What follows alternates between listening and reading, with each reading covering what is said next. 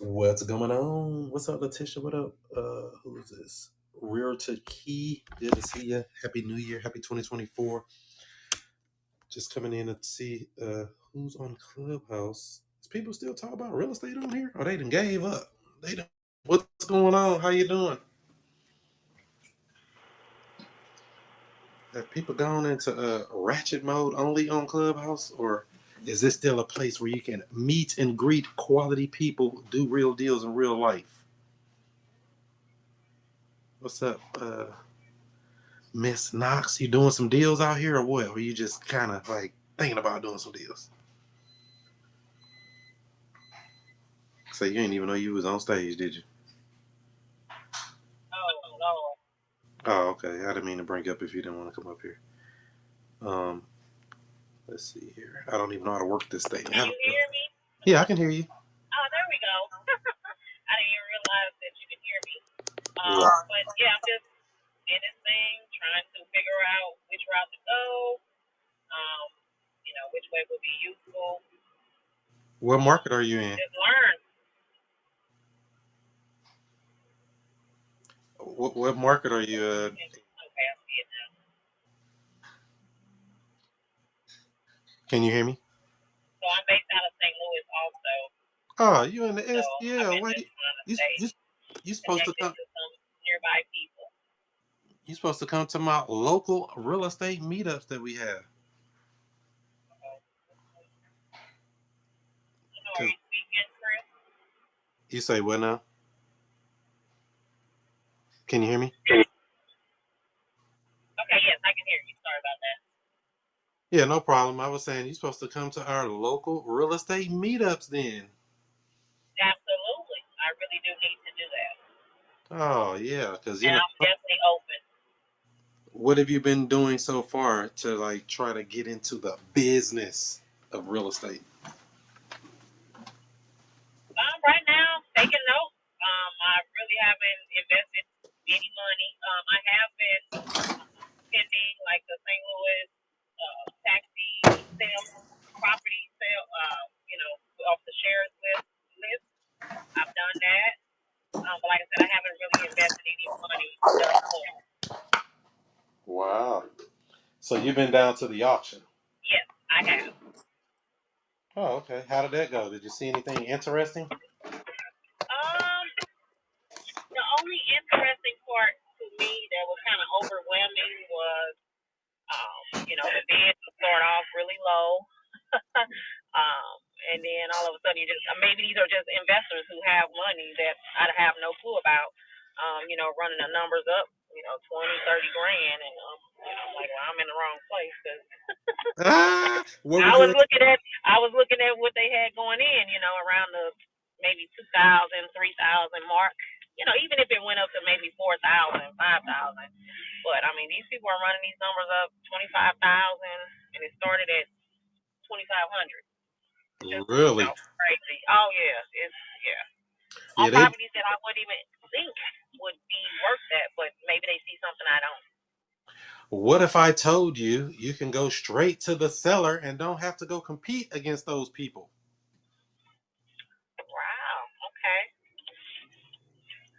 That, Okay. that's the You approach saying I take before with the real estate. before the auction you're referring to, or you saying before the auction? Before the auction, correct. Prior to, Gotcha. because if you know they owe 2,500, and say the seller say, hey, if I had 3 grand to move, I'd be happy. You 5,500 in, and you ain't got to go bid 50,000 like everybody else. Correct. That's Okay. the thing, and there's nothing wrong with those tax sales, but I've been down to them as well. But just from what I've learned and being in real estate since 2018, real estate is really about people, not necessarily the property. When we go to those auctions, we thinking about the property. I don't Right. really care about the property. The property gonna be what it's gonna be. I want to know what's going on with the people. What are you doing? What is your problem? How did you get in this situation, Mr. or Mrs. Seller? How can I help you get out of this situation? That's where I try to aim my focus on the person, not necessarily the property, because they are what they are. They got windows, doors, walls, roofs, basements if they got it. All houses are Okay. just that, a house. Okay. I see where you're going with that for sure.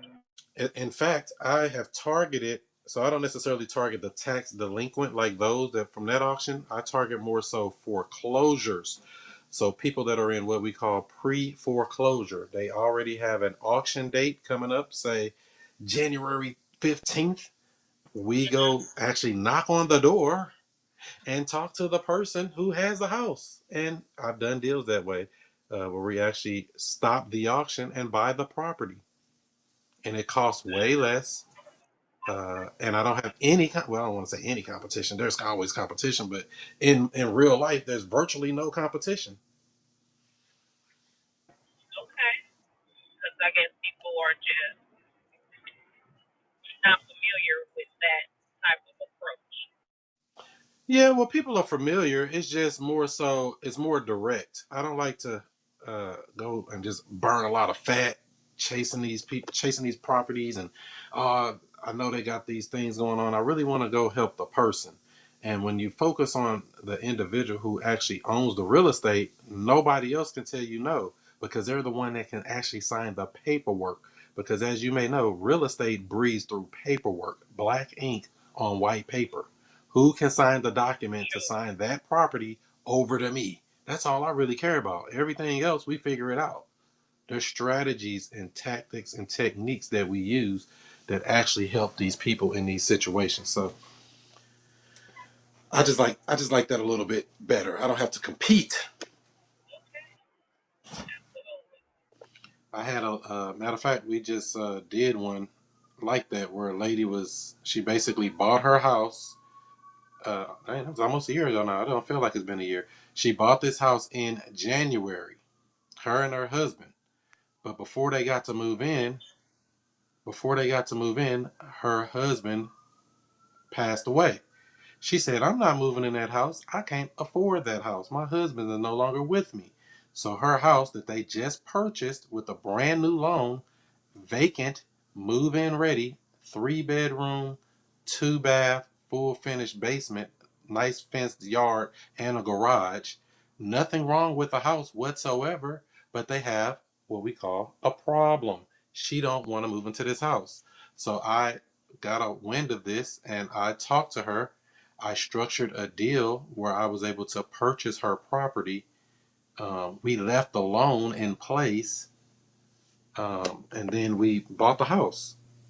Now, these strategies can be done with really any person that you come across that actually has a real estate problem. And and it didn't really cost me a lot of money. In fact, it didn't cost me really any money. It cost me skills. The skills pay the bills. So what I did with that is basically, like I said, I bought the house subject to the existing financing.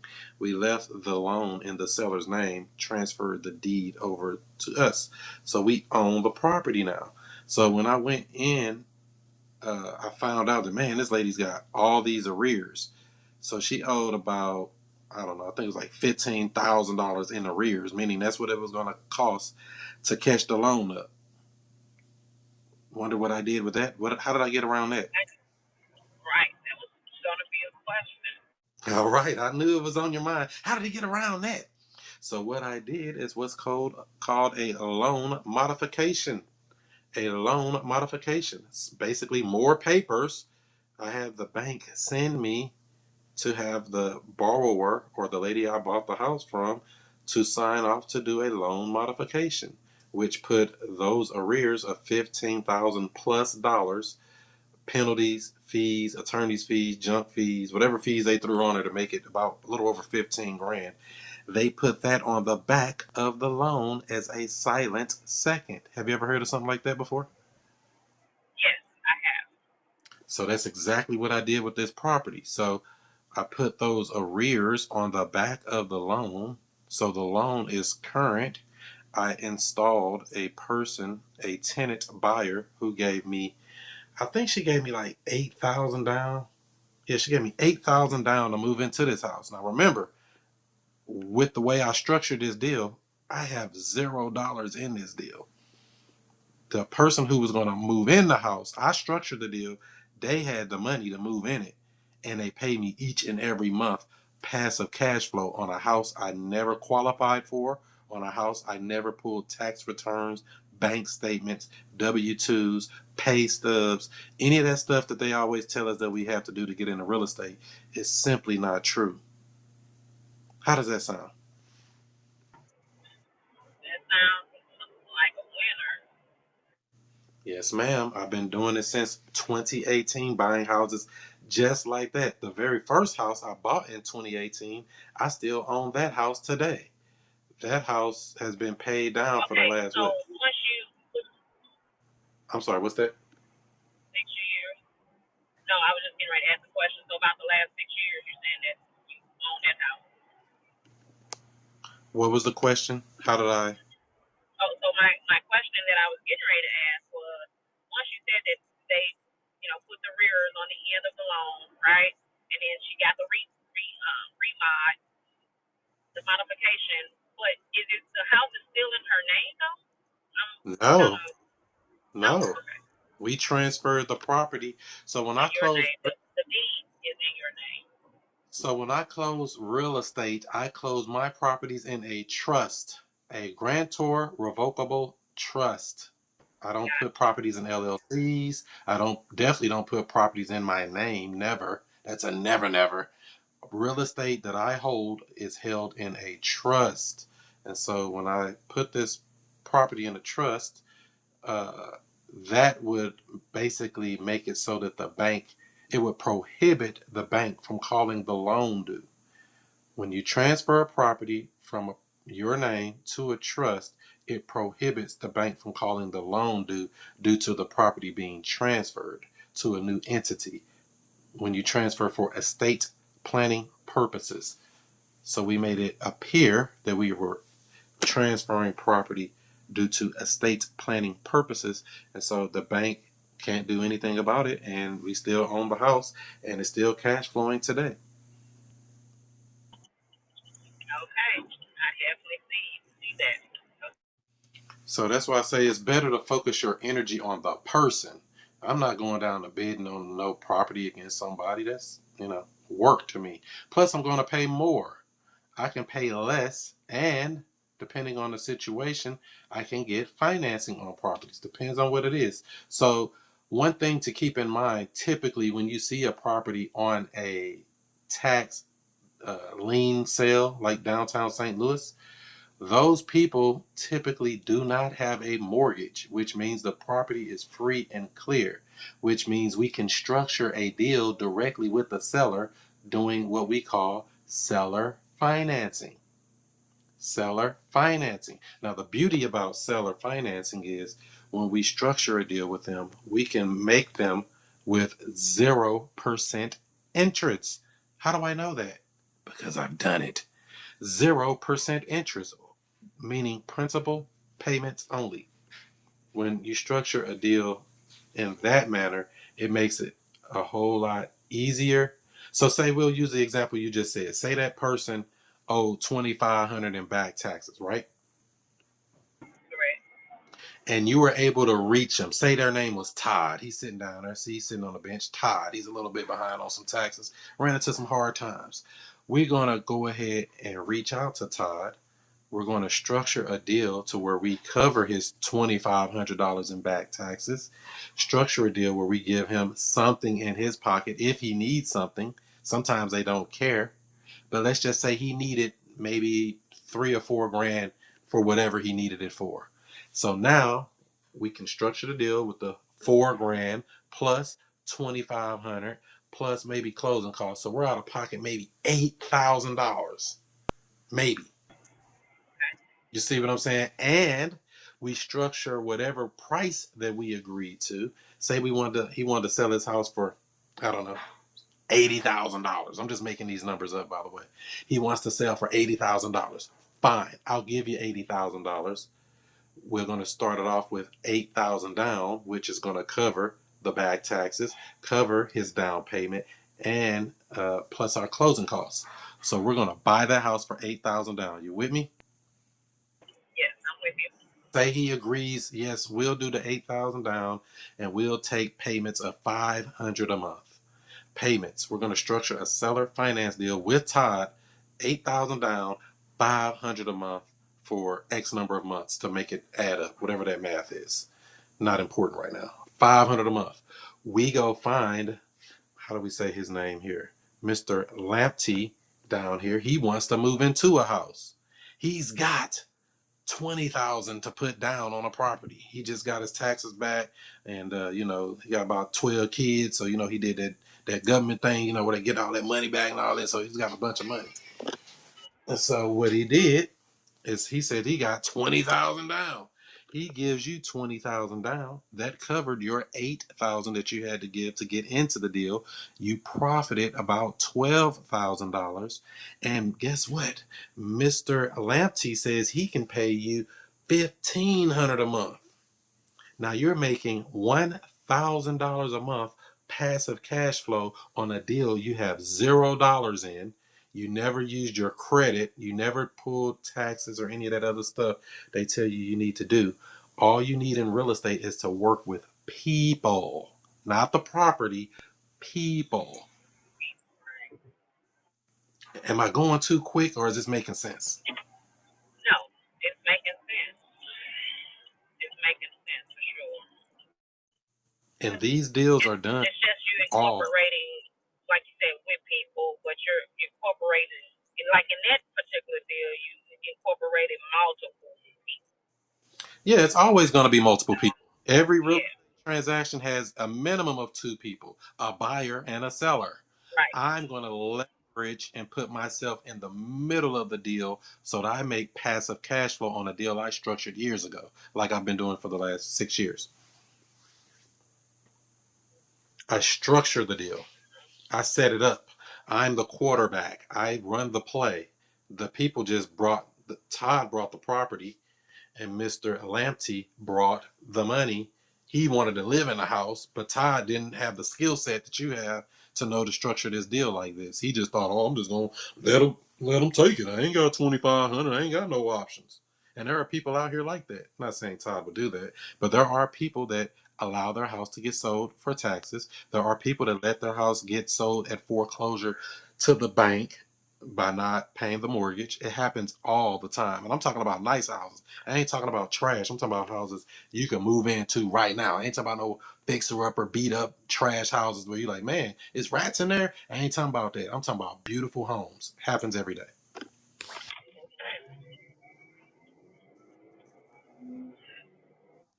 Is this a surprise or you kind of knew about all this? Some of it I definitely have heard, but I have not implemented any of it. Let me just say that. So yes, I have heard of it. What do you feel is stopping you from implementing?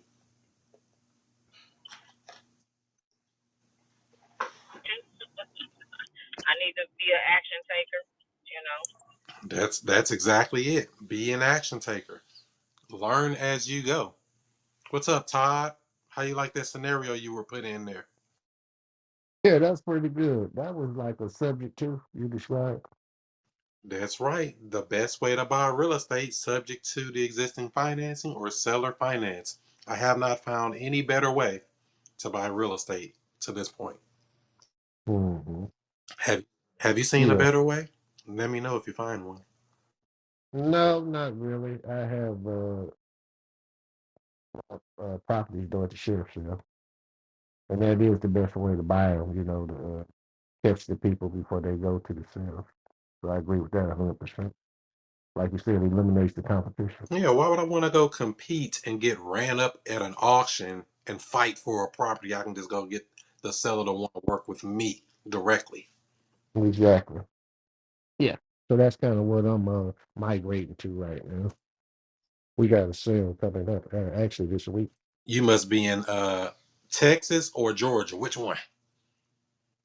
Ohio. Ohio. Y'all do the first Tuesday of the month too, or that's something different? We do the first Thursday. First Thursday. Okay, I didn't even know what Ohio did. I just knew Yeah, Texas first and Thursday. Georgia did that Tuesday thing. Yeah, yeah. So I've been going to them now for a few years. I've done pretty good with them. Yeah, Yeah, better though for the new year. They'll do a lot better. yeah. You got to buy more property. Don't wait to buy real estate. Buy real estate, then wait. Hmm. So you have bought from the tax sale before? Oh yeah, yeah. I bought about 7 to 8 properties from 'em. So how was it when you bought the houses? Did you go in them and say, "Man, they need a lot of work," or what was the situation? Or they were all vacant? What happened there? Um, I want to say 4 of them was vacant. Plus, I bought some commercial property too. I bought a couple of churches and a school. You know, technically, you ain't supposed to go inside the properties, but I be climbing through windows, down chimneys. I don't care. I'm getting in there. You know, I'm not about to spend a bag of money or not.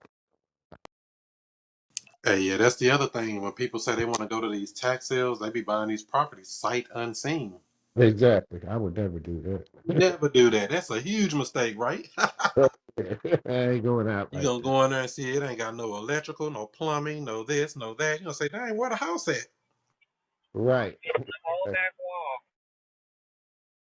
I go with it.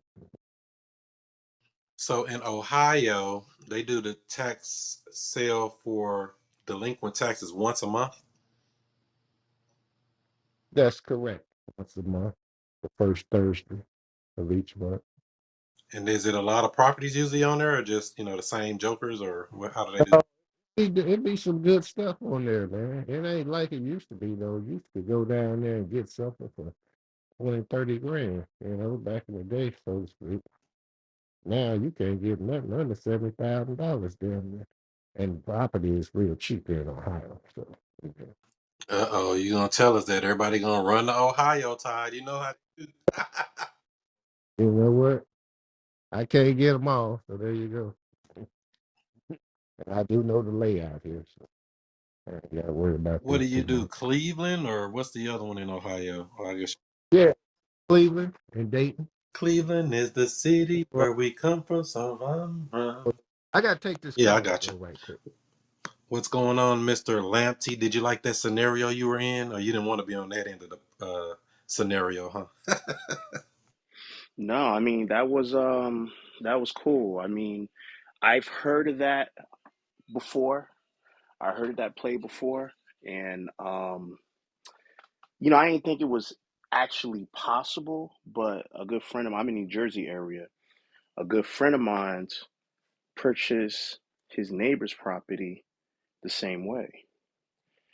He's flipping, and it just so happened that his neighbor, she was falling on hard times. Her parents passed away. She was drinking a lot, and she knew that he was in real estate. So one day he had a discussion with her, and that same exact play that you just mentioned, that scenario, they did that same exact play. The only drawback was she didn't want to leave the house after everything was said and done. So you sitting with 30 grand in your pocket, and you don't want out, you don't want to move. So he had to take her to court to force her to move. He said now he would wait until they move out before he released the funds. It's uh, definitely yeah, doable.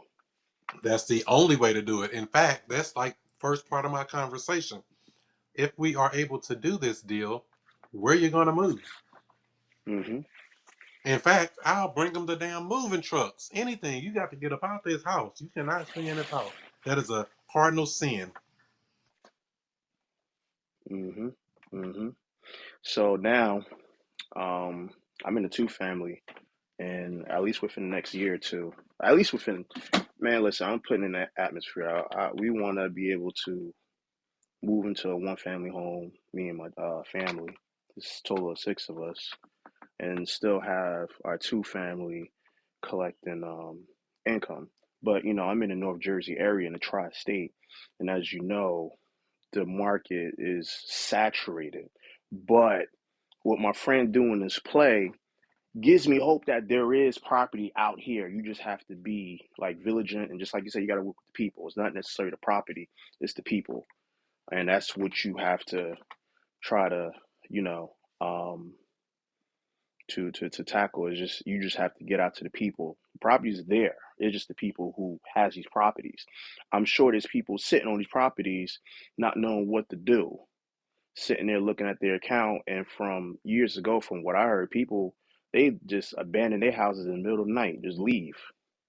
Yeah, they Yeah, will. so this happened some years, back. in '08. I tell them to leave, but sign this deed, sign that property over to me. You can leave and do whatever you want. Right. Exactly. Because people do that thing called a deed in lieu of foreclosure to the bank all the time. They just sign it over to the bank. I'm like, no, sign it over to me. I'll put a little money in your pocket. And I get the asset, the property, the real estate. And that's the major key when it comes to this stuff. It's not about real estate, it's about the people. Who is the person that needs to sign this paperwork to get this property transferred to me? What's going on, Miss Monica Vaughn in a building with the 4 properties in Texas? Let me see. What you say you got here?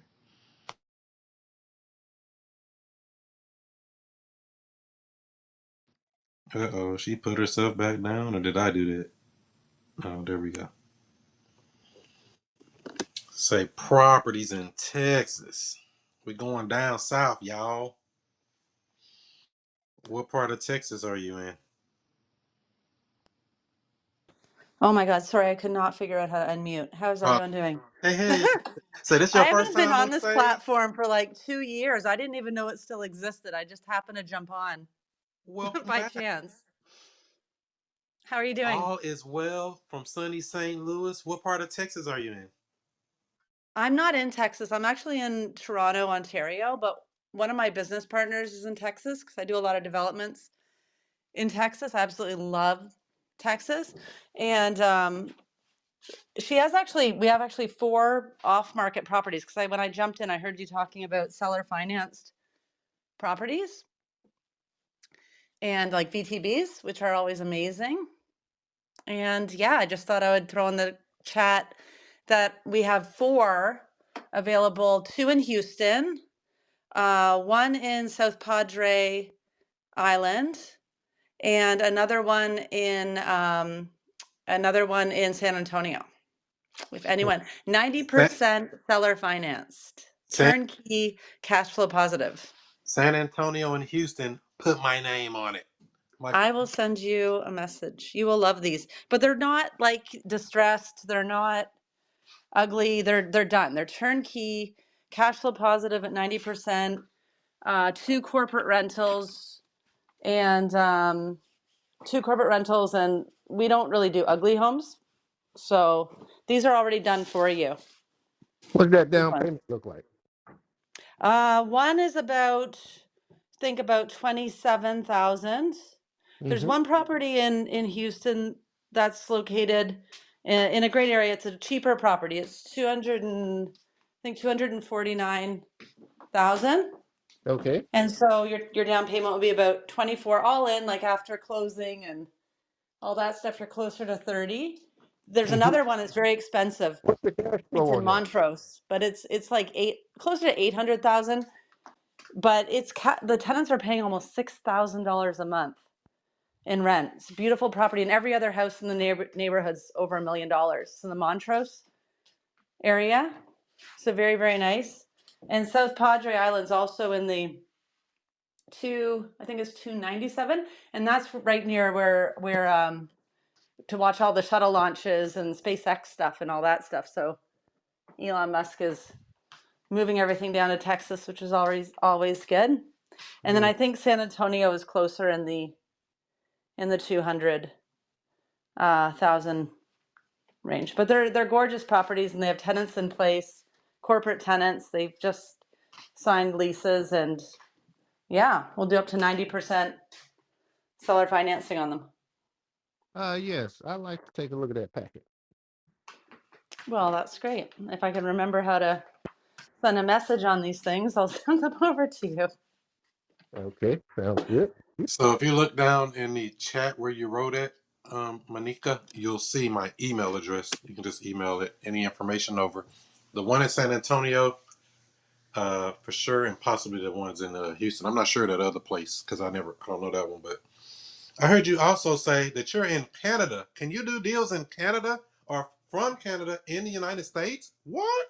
Yeah, I built 18 homes in Florida 2 years ago, and we still are holding some of those in the Ocala, Marion County area. Great area of Florida, a lot of growth. And I do a lot of flips in Arizona. I have a great team down there. And we're doing a new development in Texas. We're trying to build 5 riverfront homes in the new Braunfels area, which is good. And then we were looking at doing some um, buildings near the hospital in Houston.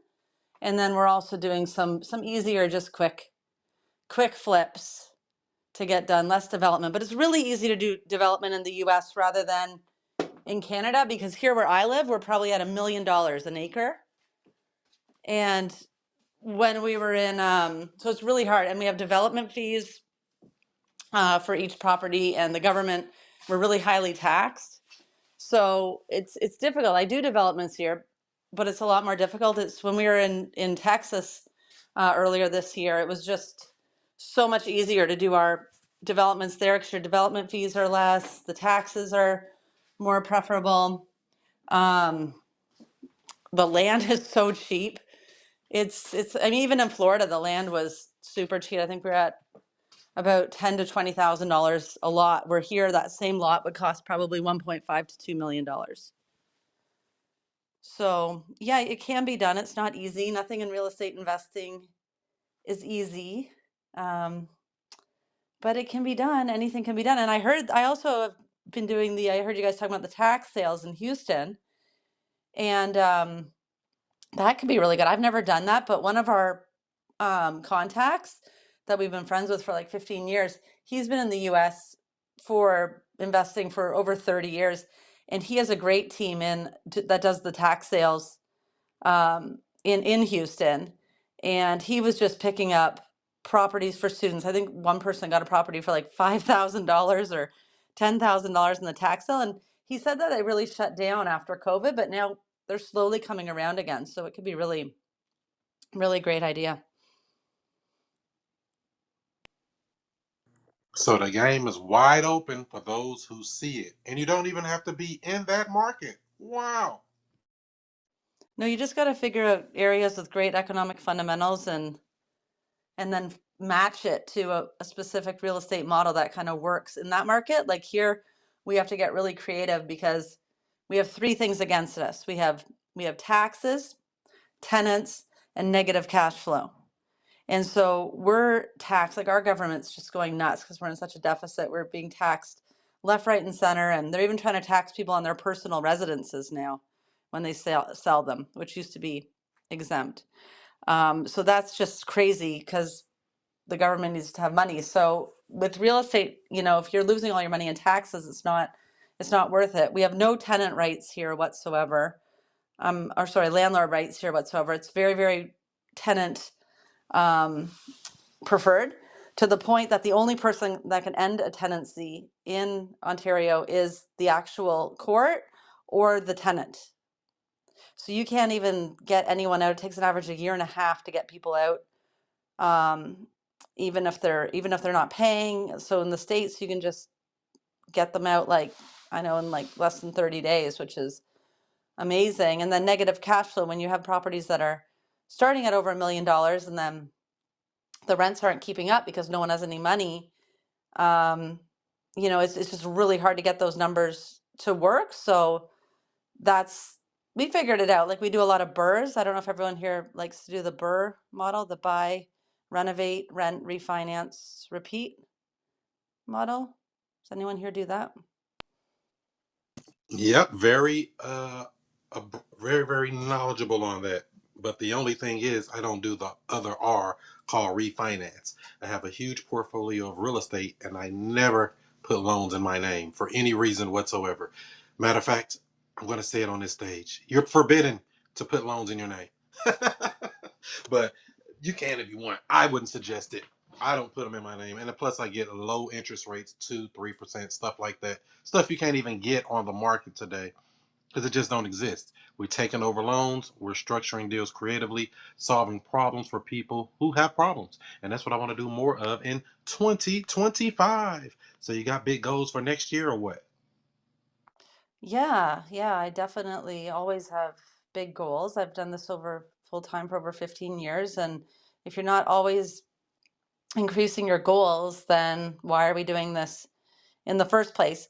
One of my goals actually that I'm really focusing on 2025 is something that I've been practicing for a few years now, but I want to do it even more, which is a less is more strategy.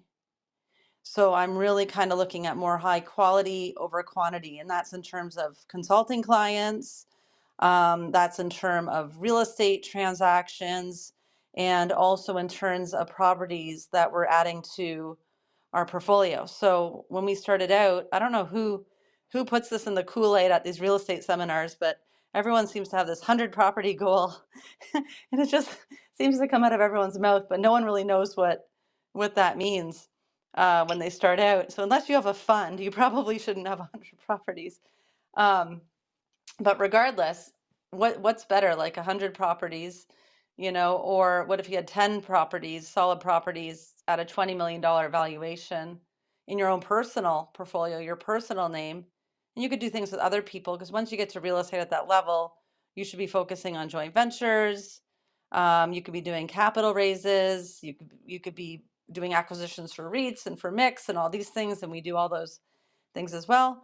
But just really just want to focus on a less is more sort of strategy, and really like Grant Cardone. I'm not a Grant Cardone follower, but I always like that 10 times saying he says, because why wouldn't 10x, you want to 10 times, 10x or 10x. whatever? Yeah. Like why don't you want to 10x? And 10x can mean so many things. It doesn't mean you have to do 10 times as much as you're doing, but why not make your results 10x? So if you could 10x your results and just really focus on that quality over that quantity, real estate truly is the number one wealth builder. That's what I really want to focus on for 2025. Hey, that's real because, less is more. One of the OGs that I studied under before, I don't know if you heard of Ron LeGrand. One of his favorite books is called The Less, oh, what is it? The Less I Do, the More I Make. I said, wow, that's powerful. The less I do, the more I make. But we've all been told, programmed, coached, and, repeatedly told our whole lives, go work real hard. And I'm here to tell you, everybody, it's okay to be paid for doing nothing. I know that's going to shock you all. It's okay to be paid for doing nothing. Setting it up, forgetting it, and collecting passive cash flow on real estate that you bought years ago. I got asked this the other night in my weekly coaching class. They said, Chris, so when are you going to start selling these properties, in 10 or 15 years? I said, why would I want to sell a property that's passive cash flow? I have no money in it, no credit in it, nothing in it, and it just pays me every month. Why would you want to ever kill something like that? What do you want to do? Work until you're 90 years old? That's what I told them. Who wants to work till they're 90, like our grandparents, great grandparents, etc.? You want to get out of the game. You want to collect money like it ain't funny and live your life. Do the things you want to do, travel, whatever dreams you want to do, businesses you want to open, whatever. But why would you want to put yourself in a box to where you have to go consistently keep hunting and finding another deal? Which is fine to hunt if you like it, but who wants to have to go do that? Just like I say with wholesaling, I like wholesaling real estate. It's fine, but when you do a deal, it closes. You got to go find another deal. And then you got to do it again and do it again and do it again. What if you could do that, but find a way to stay in the deal? So that's what I teach and preach. Find a way to keep yourself in a deal, passively cash flowing, collecting monthly payments for years and years and years to come. Because we just closed I think the last wholesale deal of the year. I guess it has to be because this year is over. I found a deal over here in Florissant, Missouri, North St. Louis County. The seller wanted to sell for 75,000. I said, sure, I give him 75. Put him under contract. Took it over, and I found a buyer to buy it for 94,000. So that property got a $19,000 spread. It closed in 8 days. But guess what? It sounds good, it feels good, it smells good, but I gotta go find another one if I'm gonna wholesale. Many times those deals I just take down myself, but that particular deal I did just assign to somebody else. Um, and so, there's lots of ways to make money in real estate, lots of ways to get freedom through real estate. I tell people all the time, we're gonna go go to college and learn this stuff. That's great, but I'm going to be the bearer of bad news. Drop out of school and go learn real estate. That's how serious this stuff is. Unless you're going to go be a doctor or a lawyer or something like that, just drop out. All that other stuff, you're kind of wasting your time, to be honest. Go learn this real estate game and get serious.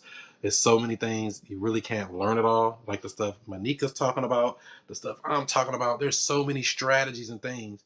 It's overwhelming, but learn them one at a time. What is the saying they say? How do you eat an elephant? Anybody know the answer to that? How do you eat an elephant? One bite at a time. Come on, Todd, one bite at a time. And that's the same thing with that real estate.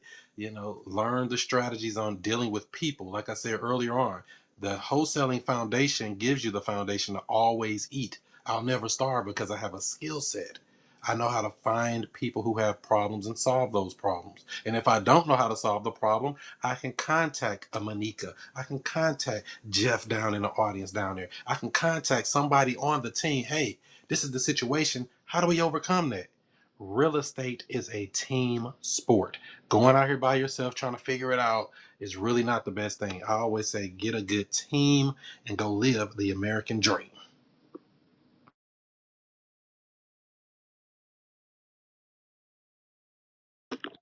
The real estate game is wide open. So, like I said, the first deal I bought back in 2018, this was a property.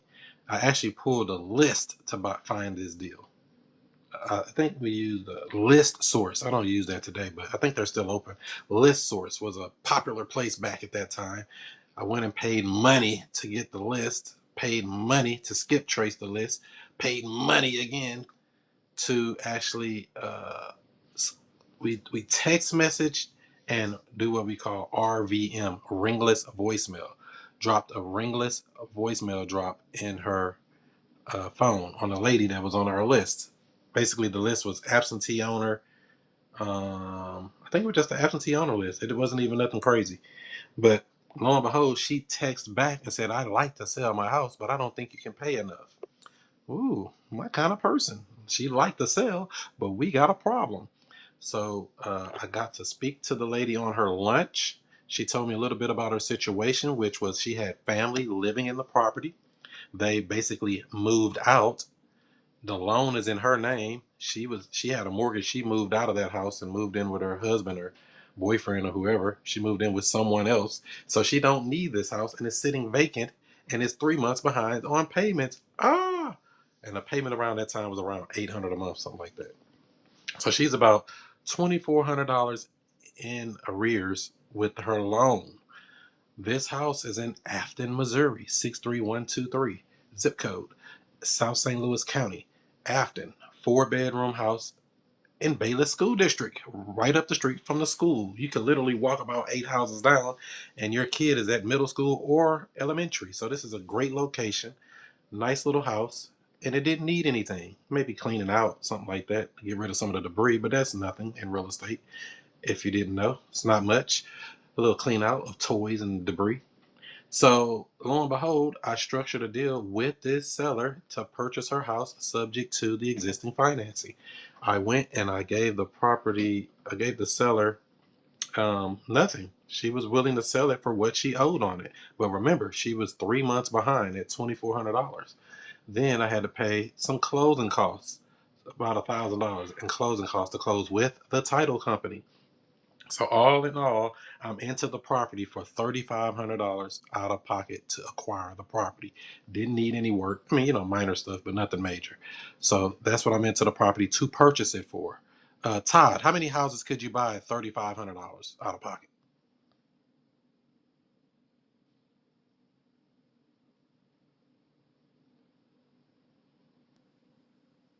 None. Zero. You can buy them all at $3,500. Oh, by the way, at this time that property was worth about 120, something like that, 120,000. So Wow. So I'm $3,500 out of pocket to purchase this house. So, and this is my very first deal. I was just wholesaling prior to this because I closed my first wholesale deal August of 2018. And this deal that I'm talking about now closed in December of 2018. So I hit the ground running. I didn't worry about nothing. I said, I'm going in slaying dragons. So December 2018, I closed the house.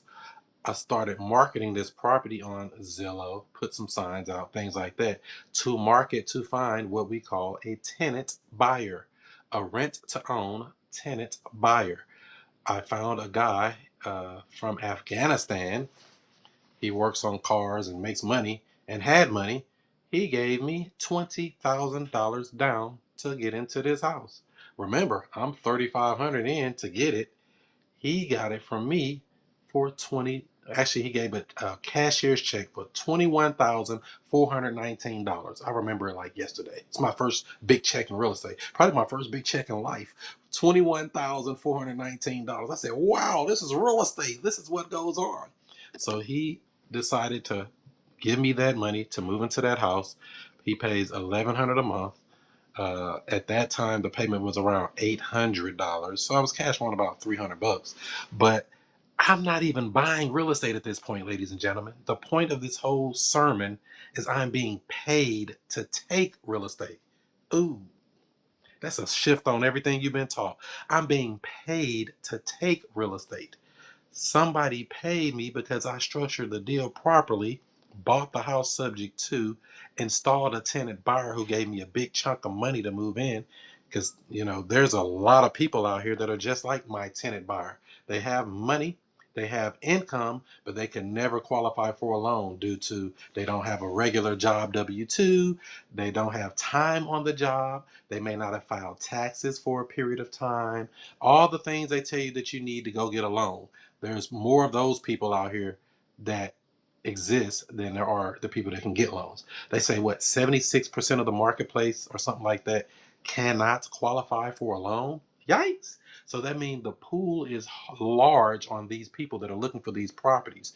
Your job is to find these properties, structure a deal with little to nothing down, get a bigger down payment out of the person that wants to get into the deal, get a bigger cash flow on these people that want to get into these deals, and live off the income. I still own that house today. The loan on that property is about $80,000. That house is worth about $240. $240,000. I'm sorry. 240 is the ARV. Loan on that house that I bought in 2018 is 80,000. That, my friends, is called equity. That, my friends, is called don't wait to buy real estate. Buy real estate, then wait. I did nothing but put somebody in it, and they've been living in it all these years. What about repairs? What about that, right? The way I structure these deals, I don't do any repairs on properties. I don't fix them. We buy them as is. We lease option or sell them as is. So these are some of the strategies that we've done. Any questions on any of that? I know I threw a lot of stuff in there.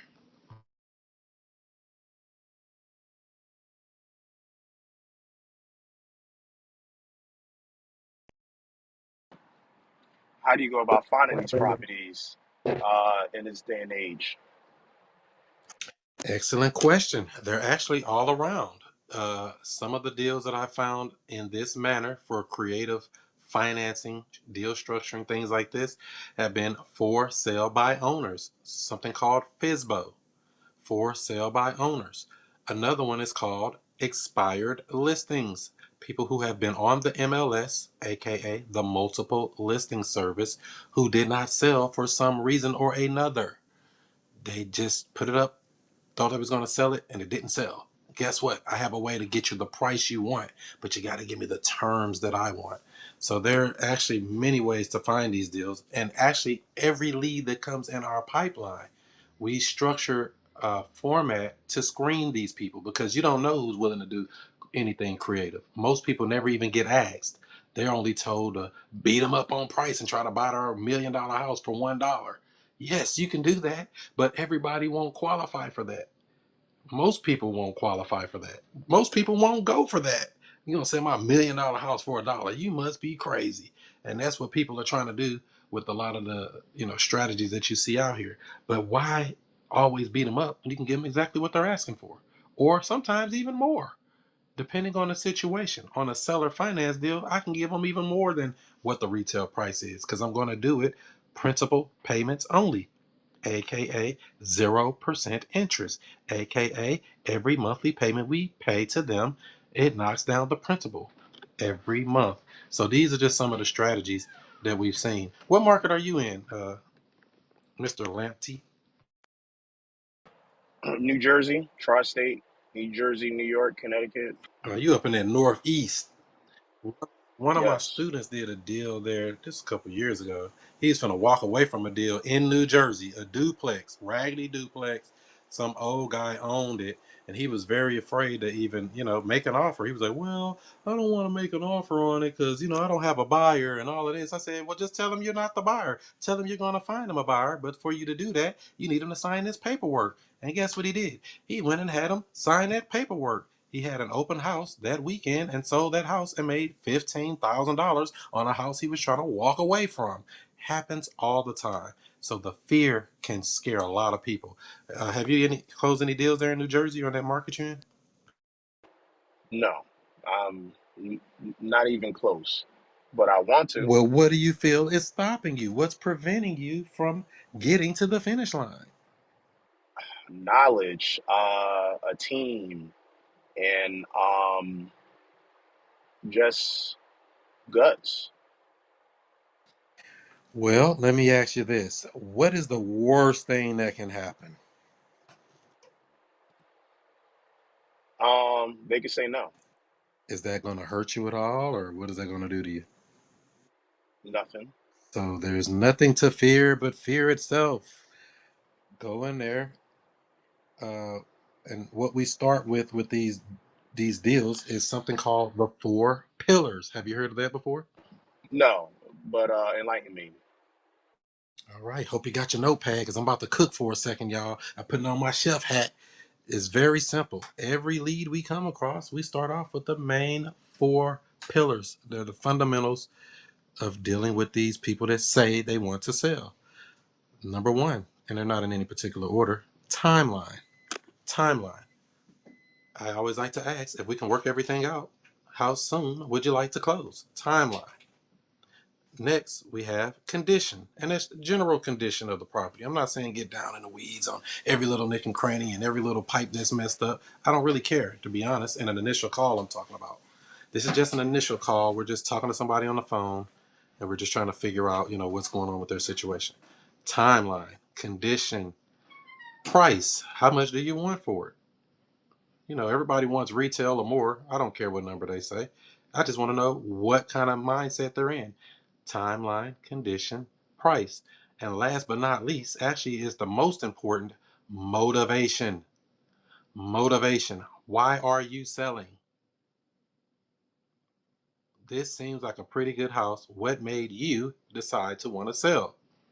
Why don't you keep it? What's been stopping you from selling it? These types of questions. When we figure out those four pillars, timeline, condition, motivation, price, that is our foundation to figure out which route we're going to go with any particular seller. Got that in your notepad?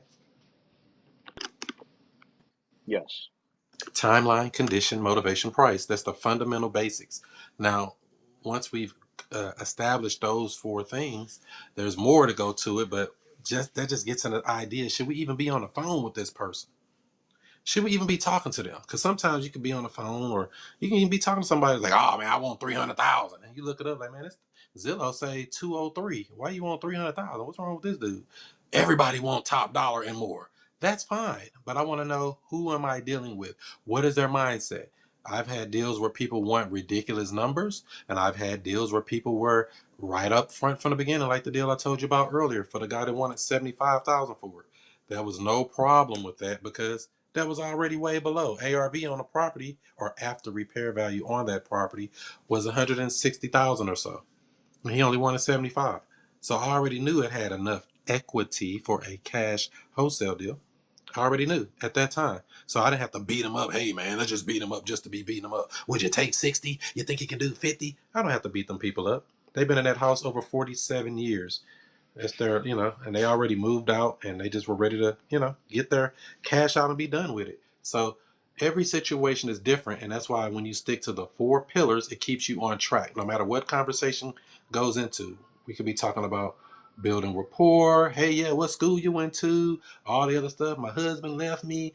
The cat died. The dog died. Whatever stuff they telling you about, great. I like it, but I'm sticking to the script. Eventually, we're gonna. Before I get off the phone with them, we got to get the 4 pillars: timeline, condition, motivation, price. Now, to add to that, this is something I do. I don't, you don't have to do this, but I always like to ask, would you consider taking a monthly payment until we pay you off in full? Very simple question. Would you consider taking a monthly payment until we pay you off in full? They're only going to have 3 answers to that question. Most are going to say no. Some are going to say yes. And there's others that's going to say, what do you mean? Tell me more about it. That's the only answers they can give you to that question. Would you consider taking a monthly payment until we pay you off in full? They're either going to consider it or not, or they're going to be curious. And when we give them the answer to whatever answer they give, we have a pre-made answer for whatever answer they give. Don't care which one they give, and we make the deal happen. This is what my virtual assistants do when they are cold calling or text messaging or ringless voicemail dropping people and bringing in leads on a daily basis. They go through the same story with everybody, and then they bring that lead to me or to somebody on the team to actually close the deal. Is all that making sense, or am I going too quick? No, I got it. So, what are the 4 pillars? Timeline, condition, motivation, price. And so when we speak to these people on an initial call, we want to direct our questions around getting answers to that stuff. Now, if they want to volunteer and give you other information, that's great. But we have to get at least the basic foundation to even know who we're dealing with, what we're dealing with, and how we're going to help them out. Because some people don't have any, well, in their mind, they don't have a problem. But it's your job to ask the right question to figure out what are their problems, what is their situation. Like, they were talking about earlier when the person didn't move out of the house. I want to know that up front. If I know I'm dealing with somebody who lives in the house, okay, if I was able to, buy your house, get this all done for you, you have a place to move? Where are you going to move to? That's up front before we even go under contract. I want to know what's going on in your world so we can know how we going to have to deal with you. I'm never going to have a situation where I got 30,000 locked up and somebody ain't moved out of the house yet. Never, ever, ever. They got to go. If I got to go, bring the movers. I've sent movers to people before. This is all part of the game. We have to understand the next step. And you don't have to understand it at this point, but I'm just saying these are just part of the things you want to have. Happy New Year's to you too, Monica. So yeah, that's the big thing with this stuff called real estate. Don't wait to buy real estate. Buy real estate and wait. Like Jesse. What up, Jesse? How you doing? Happy New Year.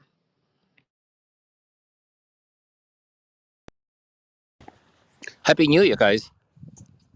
Can you hear me? Loud and clear. You ready for 2025? Hey, guys. Yeah, I'm just walking outside. I have about maybe 20 minutes. So I'm just listening to the Clubhouse as a radio. Uh, oh, yeah, that guys cool. So, not much to say. I just want to listen in. I have not much. I've been doing real estate for 12, 13 years. So, yeah, fixed flip landlord, also real estate agent, kind of like retired at this stage. So, yeah. So you're on the almost on a retirement. I know that's right. So you've been through the wave of the 2008 crash and all of that stuff, huh? I came in about 2011, 2012, so that was a good time. The only regret I would say is when you are in a situation when the market shift, everybody got scared. It's really, really difficult to buy. Now, in the hindsight, it's very clear you should buy as many as you can at that time. But I still remember the time. A lot of people are scared. I look at 20 houses per week at that time. I had to get my own real estate agent license because no one can show me that many houses consistently week after week. So um, there was this. I think there was this. I remember it was a sister, a younger sister of a surgeon. I think very wealthy family, but they were so scared. They have money, no problem. They had money, but they couldn't buy any one house. They looked at like almost 50, 60 houses. They couldn't pull a trigger. I still remember them. It was like, hey man, that has nothing to do with motivation. It's if you are a real estate investor, you are. But if you are not, it's not. You are not. It doesn't matter how much money you have, what kind of motivation you have. It's just not right for everybody. That's what I observed. Yeah, money is a factor, but it's rarely the only factor. You never know because that's the mindset that most people coming into this business think, oh, it's all about the money. Everybody want money. Some people just want to be relieved of some pain. Every case is different, and that's why I try to understand the situation of a person before I just offer them something. Yeah, I don't want to hijack your topic. I'm just jumping listening. All right. Please, Well, I no, appreciate you no jumping problem. in. Just Yeah. wanted to say hi to you. Happy New Year. Happy New Year. Yeah. That's the thing, everybody. This world. Hold on. Hold on. How do I mute? Oh, you got it. Oh, you got it there. Perfect. I was gonna say, I don't even know how to do it. I heard a lot of noise. Okay, so yeah, so the thing is, I don't like to really just offer people stuff just to offer them something. Like you may see people say, "Oh, we can close in 7 days. We can do this and that," and I'm like, "Why are you offering that? They didn't ask for close in 7 days." I try to figure out what a person wants, and then figure out how to get them exactly what they want. It's a whole lot easier. It's not even really closing at that point, because the part I was just talking about before that, that's more so just lead generation, figuring out the people. After you got all the lead generation down and the basics and the fundamentals, address, all that stuff, that's when you get into closing mode, and that's my superpower. Close the deal. Somebody got to close the deal. Somebody got to get the black ink on white paper somewhere within that transaction. So I try to find out what they want and give them that. So, like I say, these people, you might see people are, oh, I'm going to give them 300,000. They didn't ask for 300,000. I'm going to give them 7 day close. They didn't ask for a 7 day close. What did they ask for? Hey, I just need this thing to come out in this way. So I'll ask, Mr. Seller, how do you see all this working out, like in a perfect scenario for you? Well, if I can get if I can get 10,000 in my pocket and look 30 days to move, I'll be happy. So you're telling me if there's a way I can put 10,000 in your pocket at closing and give you enough time to be able to move, say 30 days, you're ready to get the process started today? Boom. If they ready, we write them up, get them going. So these are just some of the basics and fundamentals. They can go a lot of different directions with people, but I like to try to position everything in a way that makes a win-win situation. I don't want to just win and beat people up on their price or beat them up on their property and try to take advantage of somebody. I like a win-win solution. Winners win. What do you do? All right, Lamptey, Mr. Lamptey, have you been making calls or what have you been doing to generate leads? Um, I haven't doing anything Why not? because I don't know how to. I mean, you know what? Not to say that I was always in the impression that, you know what, I need some money to start out with. I need something to say, all right, hey, we're obtaining this property. You need some sort of funds. So that's why I haven't even started yet. What if I told you you don't need money, you don't need credit, you don't even need a real estate license, you don't need really anything other than the hustle and bustle to say, you know what, I've had enough, I'm going to make a change in my life, and I'm going to go do this thing that I want to do. And I'm not taking no for an answer. I'm going to figure it out. Yeah, that's pretty much where I'm at. And so I don't know if you see that link that's above right there, futurecashflowclub.com. We actually go into deep detail and train on all of this wholesaling and all of this Hmm. creative financing, deal structuring, all of this stuff in detail all the time in that. So make sure you check that out. if you're serious about getting the education to learn it. But it's really, real estate is actually quite easy, to be honest. It's people that are difficult. Real estate is easy, people are difficult. Hmm. So when you understand how to deal with people, the whole game becomes easier. Because the paperwork and all that stuff. Because some people feel like, oh, the paperwork is stressful. It's too many documents. Oh, I don't know. It's too many of that. It can be, but it's not the end all be all. There's plenty of opportunities for those who see it. Your job is to be able to locate that opportunity and bring it to the table. And whether you know what to do with it or not, you say, hey, I do know Chris Monroe. He know what to do with it. I found this lady. She wants to sell. I got the 4 pillars. We got all this basic stuff out the way. Chris, what do I do with this next? And we run the deal from that point. I mean, is that hard or no? No. So I would say that's the best way to, if you really want to get in the game, because there's multiple ways to get in. People who have a bunch of money sitting up, they may not have to go through all of this process. They might can just buy their way in, which you can do that in real estate. Just buy your way in. Or if you have a certain skill set or develop a skill set of dealing with people, you'll always have that money because you know how to get the deals. You know how to network. There's somebody in your phone right now who probably has a real estate problem. You may not even know how to solve the problem, but your job is to connect it to a person like me that understands how to solve real estate problems. Wouldn't you like to make an extra check from doing something like that? Yeah, definitely. So you got to let people know you exist.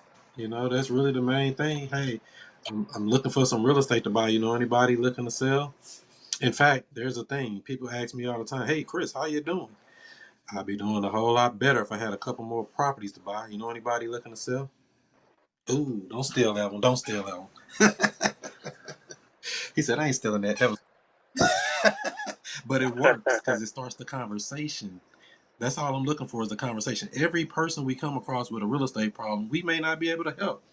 But we need to find out by going through the process. One, are you the seller? Yes. Two, you want to sell? Yes. Three, four, five, and six, 4 pillars. And after that, we're going straight into, figuring out we're going to run comps, comparables, things like that, and see what we can do. Now, you may have heard me mention also, you don't even need a real estate license for this stuff. Is that shocking too? Yeah, it is. What if I told you I can list a property on the MLS and I don't have a license? What would that make you say? How? Good question. You asked the right question, so you already got the right gist. I think you could do good in this business, to be honest, because you're not afraid to ask that question. How? It's very simple. It's a website. It costs $100, and they put it on the MLS for you. Ain't that crazy? Oh, wow. It costs you $99. They'll actually do the broker side of the real estate listing, and you whatever only thing you'll have to pay is whatever you find the buyer's agent, whatever their commission is, and whatever you agree to as far as the other side of the deal. But you can literally list properties on the MLS with no license. I've done it multiple times. So when people say I'm going to go get my license, you can, but I don't see any reason to be honest. Nothing bad about having it, but I don't have the same restrictions, rules, things, etc. as some person that may be holding a license. Because most of the people, and I'm not going to say all, most of the people I come across that hold that real estate license kind of live in a world of fear. Like, oh, I can't do that. My broker might, oh, I don't know. I might lose my license. Oh. And I'm like, man, you scared of your shadows. Just slow down, son. That's what I'll be thinking, but I won't say everybody, but there's quite a handful of people that have that mentality. And I'm like, I don't have that mentality. There's no reason to have it. What's the name of that company you can do that with? Somebody put that in chat. It's actually on that link above. I don't even remember. I have to pull it up. I don't have it offhand, but it's in that link right above there on that Future Cash Flow Club. There's a video that breaks it all down and everything. Okay, thank you. So there's actually, there's different tools, software, all these bells and whistles to make this stuff easier, but it still always comes back down to people like Emmett. What up, Emmett? How you doing out of Detroit? 313 in the building. What's up, Chris? Happy New Year's to you, Happy man. 2025. How are you? Uh, just looking at new ways to get some more deals. You know, I've been in a couple rooms. I've been laying kind of low over the past year and a half, especially after I had my big closing on that apartment building, that 38 unit for like 1.5 million. Damn, let me hold half a And million. I wish I got a couple of them too. I definitely would give it to you, brother. All for like 5% interest rate. How that Hey, sound? sold to the highest bidder, because you know what I'm gonna do. You know, I know how to flip it, flip the money, flip the real estate, flip and dip and rip. You know what I'm saying? It's all about connections. That's why I had to get back on this clubhouse. I ain't been on here in a little while myself. Yeah, I hadn't been on here, but I've been, you know, where I've been finding a lot of my success at is in pre foreclosures.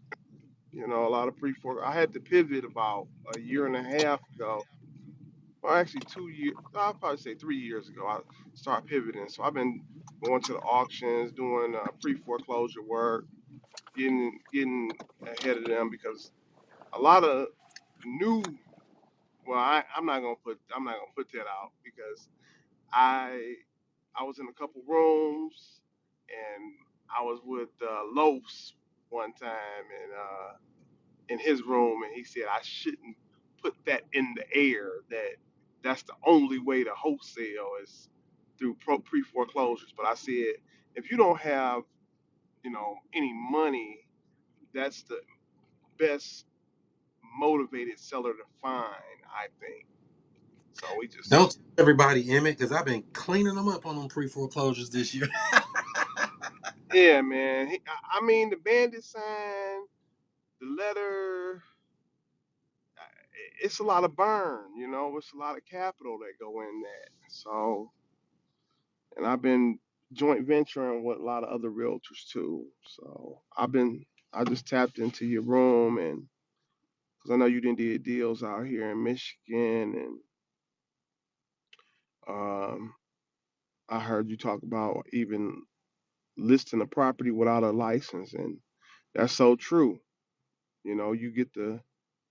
You got this is a relationship business. So if you have a realtor that you can make them a couple extra dollars, and based on your contract that you have with that seller, if everybody knows what's going on, then hey, if that seller's fine with getting what they're going to get, and you list it on the MLS for more, and it's not a problem, then it's a way for you, the realtor, and the seller to make money. Hey, that's the truth. It's stated in all of our cash contracts, right in the paperwork, that we have permission to list on any multiple listing service. We have it right into our contract. It's baked in from the very beginning. It just keeps it cleaner, smoother, and there's no secrets. We don't have to hide it and, oh, we got to sneak and do this. Because, a lot of people think we got to sneak and do stuff. Is that right, Emmett? No, we don't have to sneak and do anything. But you know what else I find kind of funny? If you don't read the contract to the seller, those people don't read that contract. They look at them numbers, they look at the amount that they gonna get, and that be the end of that. Hey, that's People true. don't. It'll blow my mind. It blows your mind that a lot of people don't read. They don't read. True fact. I send out a DocuSign with a contract on it, and they send it back in like 30 seconds. I'm like, I know you didn't read all that in no damn 30 seconds. And they sign it. Boom, it's back. Back. Send it to Never. title. Yep. I already got a CC to go straight to the title company to get that escrow open immediately. Because, like I say, on our contract, it states right in there we have the right to market the contract's interest in the property and the property's buyer's sole discretion, which may include, but is not limited to, listing the property's contract on any multiple listing service. We got that right in our contract. I'm looking at it now. We also have it right in our contract that we can put a memorandum of contract Seller agrees that the buyer may execute, acknowledge, and record a memorandum or affidavit of this contract in the official records of the recorder of the county which the property is located. Seller's signature on any affidavit or memorandum is not required for the recording of the same. Because a lot of people don't know that. When they talk about, I'm going to put a memo, I'm going to put a memorandum on your property, you have to get permission from the seller to even put a memo on the property. But some people don't know that stuff. I don't want to get too deep in the weeds. The game is wide open for those who see it.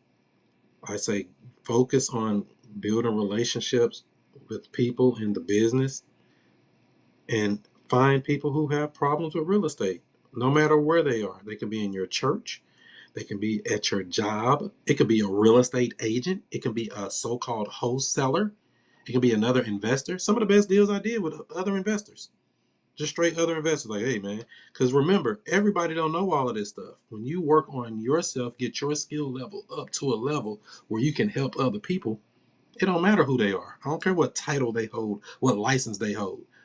I know I can solve the problem. And if I can't solve the problem, I call up Emmett. Hey, this is what we got. Woo, woo, woo. He know how to make them apartments flip, flop, and bop. You gotta have a killer team. That's the name of the game, ladies and gentlemen. So this room today is being brought to you by the Future Cash Flow Club. This is what we do. Get your future cash flow up so you don't have to work till you're 90. I don't want you working till 90. But them pre-foreclosures, that's a game changer for sure, Emmett. Matter of fact, I bought a house about almost about a year and a half ago now. I've been owning it. And this house cash flows about 1,600 a month on a single family. I know that sounds unrealistic to most people. You can't cash flow no $1,600 a month on a single family house. Sure you can when you understand real estate. So I found a lady in pre-foreclosure. I called her and called her and called her, and finally she answered the phone. I said, wow, she actually answered the phone. What do you plan on doing to stop this auction? I don't play with people. I get straight to the point. I just ask them, what do you plan on doing to stop the auction? And some people say, oh, I don't have a clue. Oh, I'm just going to let the bank take it. I can't do nothing. I don't have any options. I want to know what's the mindset of a person that I'm on the phone with to find out what they have planned. Some people have plans. Some people have no plans. Have you come across that, Emmett? I came across. I got one for you. I'm praying on it. Jesus gonna help me, or the church. The church is supposed to come through. That was like the worst one. Like the church was supposed to get this lady like $50,000 to save her house in a historical area, which is like within walking distance to the Lions Stadium of like 7 minutes, and she lost that property for like 50 or 80,000, and it sold for like 80,000 at auction, and now it's worth like that was like every bit of like I want to say 6 years ago. That house is worth probably somewhere in the neighborhood now about 700,000 to $1 million.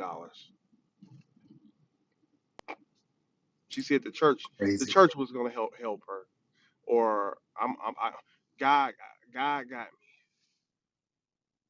I deal with those too. I sometimes I just I'm getting real short nowadays, so I'm kind of short winded with people talking about they're they're delusional, delusional.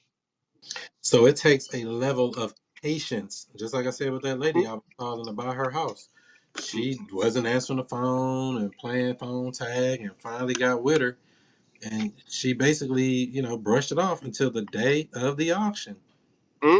The day of the auction is when she finally calls me back. You know they like to do that, right? Oh yeah, that's where you gotta have your team on deck to step in with that bread.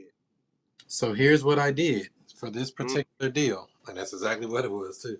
So this house is in Afton, Missouri, 63123, same zip code as that other property, South St. Louis County. She was about $18,000 in arrears. The Hmm.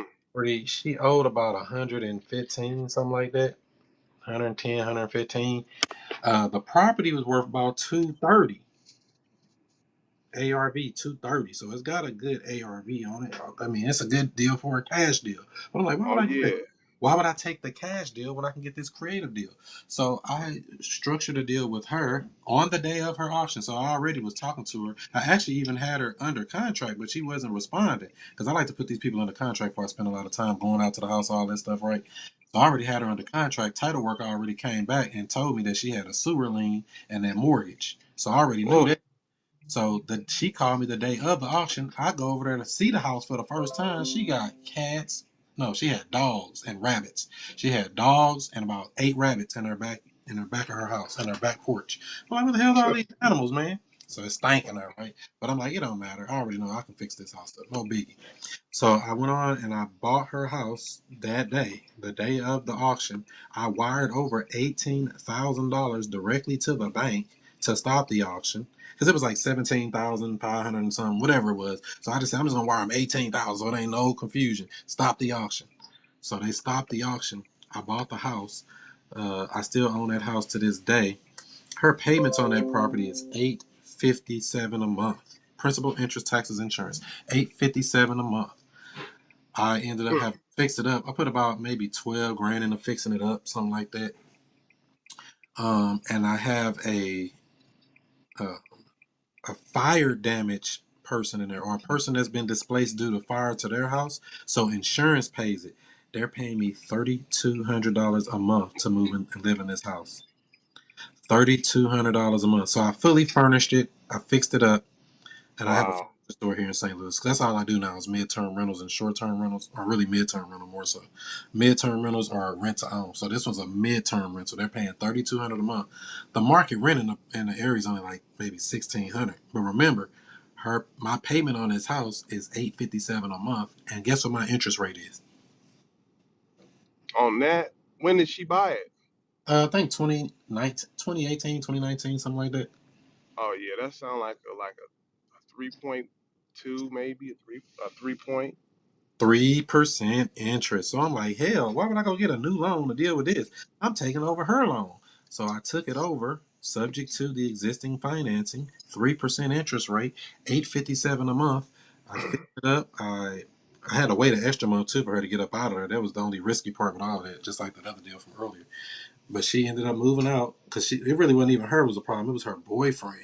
Her boyfriend that had nowhere to move. I'm like, he ain't even on the house. Get this dude up out of here. I don't give a care. You got to get up out of here. So he ended up. Everybody moved out, and she left a bunch of junk. So I had to trash out the house, fix out the So house, all of that. so what did you have to give her though? I mean, She didn't get anything. She just signed it. oh, She just didn't want that foreclosure on her record. okay. Plus, she was Now, 18,000 in arrears. I mean, what am I gonna give her? Hell, that's a lot of money on a okay. house like you know what I'm saying. I mean, Now, I put. on deals like that, like at least in Michigan, it's that's like a diamond in the rough kind of a situation It is. because a lot of banks they're gonna proceed with that foreclosure on the day, and you stepped in the day of because they want to take that 3% off the books. Her auction was scheduled for 2 p.m. I wired that money over to 11:30 from U.S. Bank. I took her to the bank. I tabletop closed this deal. I took her to the bank and closed it with the notary at the bank with witnesses and everything.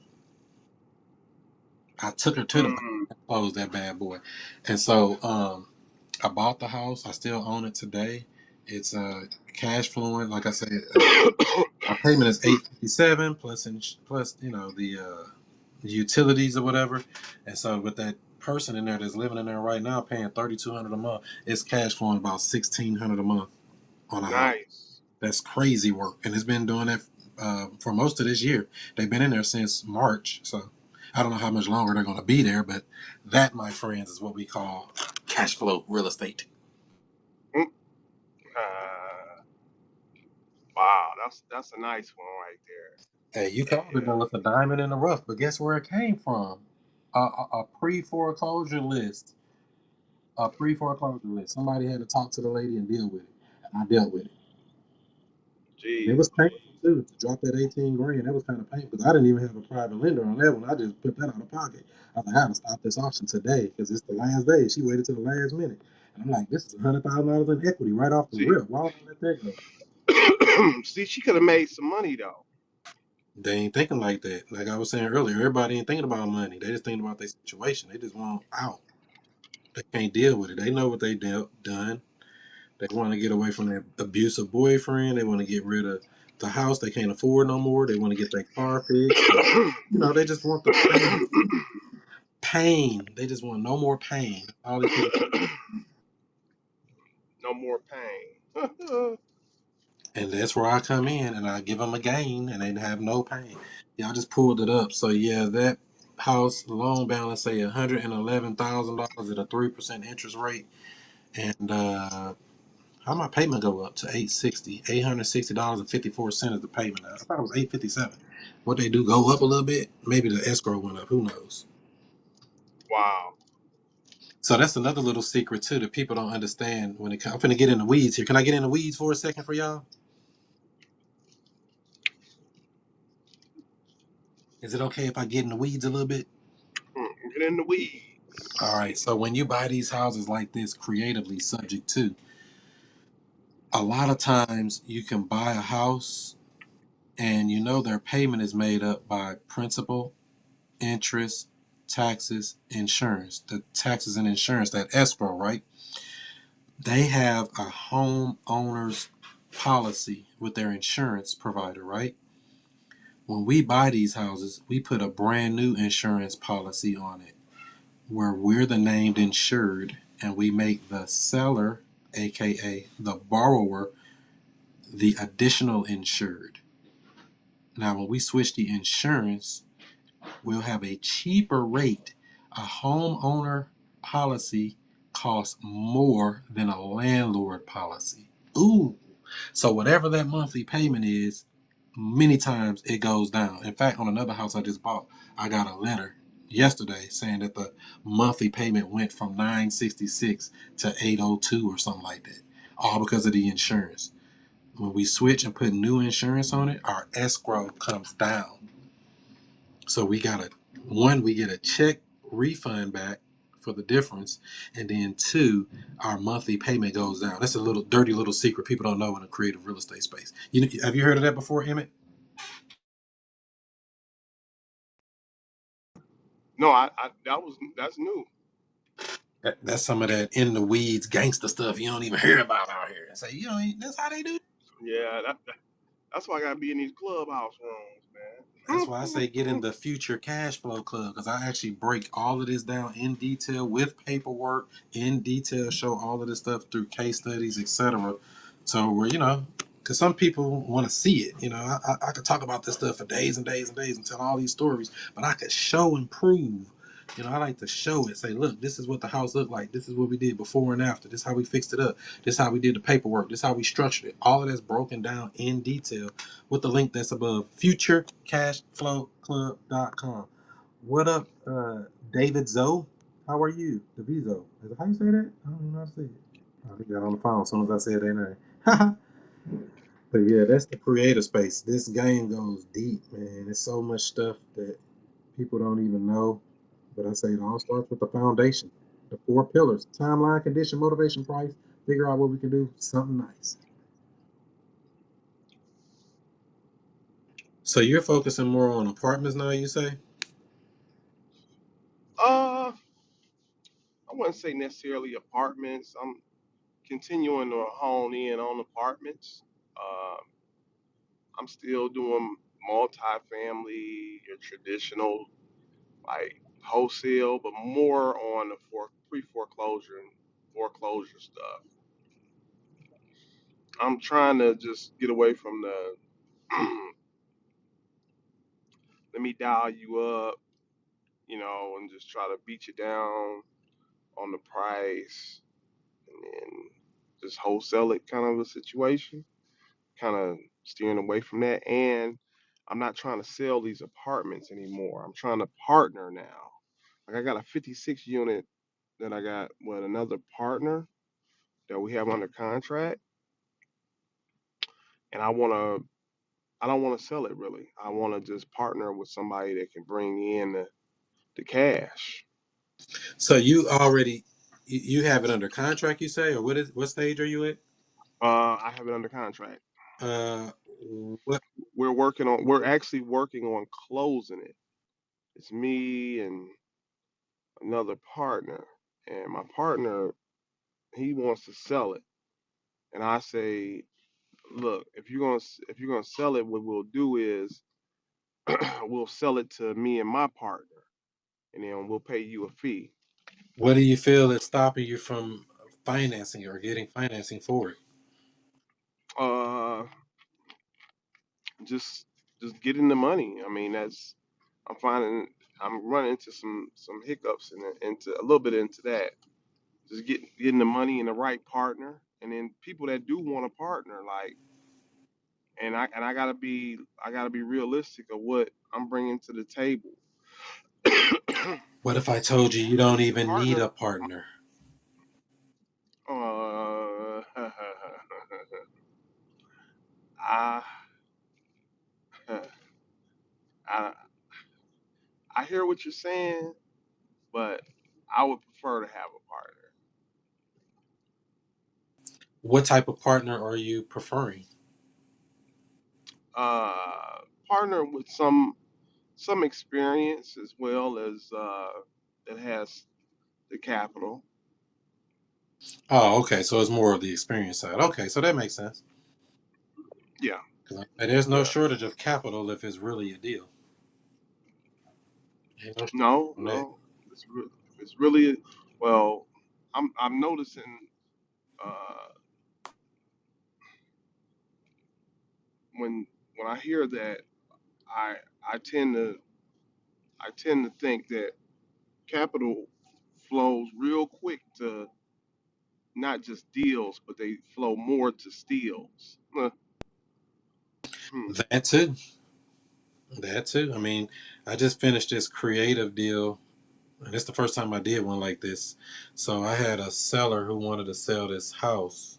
She was locked in on her number, and so what I did is I basically ran two separate deals in one. I ended up using a lender to purchase the house, and I put the seller in second. So we gave her exactly what she wanted. So we bought the house for I want to say it was 140. She wanted to sell it for the 140, but she wanted $105,000 down or $100,000 down. We ended up giving her $105,000 down, not to make it too complex, but that 105,000 came from a lender. The lender was going to lend on it because they were thinking the house was worth like two something, right? So it had equity. This house got equity. So when you find a deal like this, a steal, like you just basically said, it had equity in it. So they lent on the property. The lender did a loan. We gave the seller the 100,000 she wanted, and we put her as a second lien position on this property. So we did the full purchase price of 145. But the lender paid the whole thing, and we got money back at closing, and we kept the seller in second. We used the extra funds for repairs. So we basically Uh, are doing we're building a new apartment in the bottom of this house, basically. But basically, the long story short is we structured the deal in a way to where that the seller was made as a second. We gave them a down payment, which came from the lender. So we got no money in the deal. We actually got paid, got a check at closing for the repairs of the house. Does that make sense? oh, I gotta see that on paper. That's creative. Well, it's basically two contracts. We had to have a good transaction coordinator or TC, two different contracts, because we didn't want, anything showing that we don't want the lender didn't want anybody in second. They don't like seeing nobody going in the second position. So we had to do it on two separate purchase agreements, basically. And the title company had to run it, and our TC had to run it that way. But I mean, it's just to let you know this stuff can be done, man. There's so much stuff you can do in real estate. This kind of blows me away. Like, what? You don't even need that? The stuff you told me I needed, I don't even need that. You don't need that. You do need skills, and ain't no shortage on that. Skills do help. But as far as like getting money and all that stuff for deals, it's not really. It's out here. It's no shortage of that stuff. Wait, who didn't want a second though? The lenders don't want to put a second person under there because they feel like they that's their equity getting ate up or something. I don't know what they feel like, but they don't like to see a second lien position on a property when you're buying it like that. They just want to see themselves. So we had to run it two separate transactions. It's the Mm. same transaction, but it was ran concurrently. Closed them first, then closed the seller second, and put them in second lien position. So we closed and recorded the first, and then wait about a week and closed the second, and put the second lien position in there, so that we got the first and the second on that property fully funded, no money out of pocket, on a house that we basically making four apartments out of it. Ah, I see the big picture now. Oh yeah, this house finna make so much money. This house finna make shit $8,000 a month because it's already furnished right now. As a matter of fact, it's up and furnished and everything. I was putting some of the pictures in my stories on Instagram. I already furnished the house and everything. We just got to finish that lower level. We built an apartment on the lower level because Is this this house, in St. Louis? yeah, it's in St. Louis. It's kind of a weird house too. Like it's got like a 6 car tuck under garage. Uh, it's got an upstairs unit, a main level unit. So the upstairs unit is 2 bedroom and a bath and a living room, but it's big rooms. The main level got 2 bedrooms, 2 baths, a dining room, kitchen, and that's a nice. I mean, that's a house big enough for a person right there. And then the lower level was just open, so we just made we actually built an apartment on the lower level.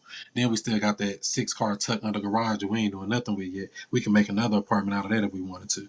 And it's got like a big old long driveway and a big back parking yard, so you could park like 16 cars on this property, no problem. So it's like a weird house. So like the average person, like, oh well, the ARV say this, but they not looking at the upside of this property. This property, when we finish it and have it rented out and everything, on all 3 units, maybe even 4 units, the 3 units alone gonna bring in between 7 and 8 thousand a month with what I do. Because like I said, I do mid-term rentals. I don't do no traditional rentals. No, no traditional rentals in my portfolio whatsoever. I do lease options and I do mid-term rentals, and I do some creative seller finance stuff too sometimes, depending on the situation. But my main bread and butter, lease options, mid-term rentals, which means we do traveling nurses, which means we do people that are displaced due to fire damage, like if their house got burned down, flooded, something like that. Those people pay more money, especially for a furnished unit. Like I said, that other house that we would rent for 1,600 traditional is rented for 3,200 fully furnished. So it's more money when you have a fully furnished, move-in ready house that I'm renting on a monthly basis, month to month, or 3 months at a time, etc. Mm. It's more money in it. I mean, when you think about it, like just to furnish a house, it ain't gonna cost, but a few thousand more dollars. That's just part of the expense. So that's what we do with them. We furnish all the properties and put them as midterm rentals. You know, I don't know if you've ever met what's his name? Anthony Edwards. He's out of Yeah, I Atlanta. know. I met up with him yesterday. I just came back from Atlanta, and we were talking about that. He's got a lot of places in Midtown. He just said he got out of the hospitality business. I think that's the only challenge when with anybody going into the midterm rental, they got to know what they're getting into. That's all. 100%. And that's why, I mean, I'm not a fan of short term rentals. I want to be clear about this. There's a difference in short term and mid term rentals. We do some short term if we get a vacancy for like a month or something like that, but my main bread and butter is mid-term rental. We want somebody that's going to be there 3 months, 6 months, paying that triple the regular rent money. That's what I'm talking about. mm, triple the rent money.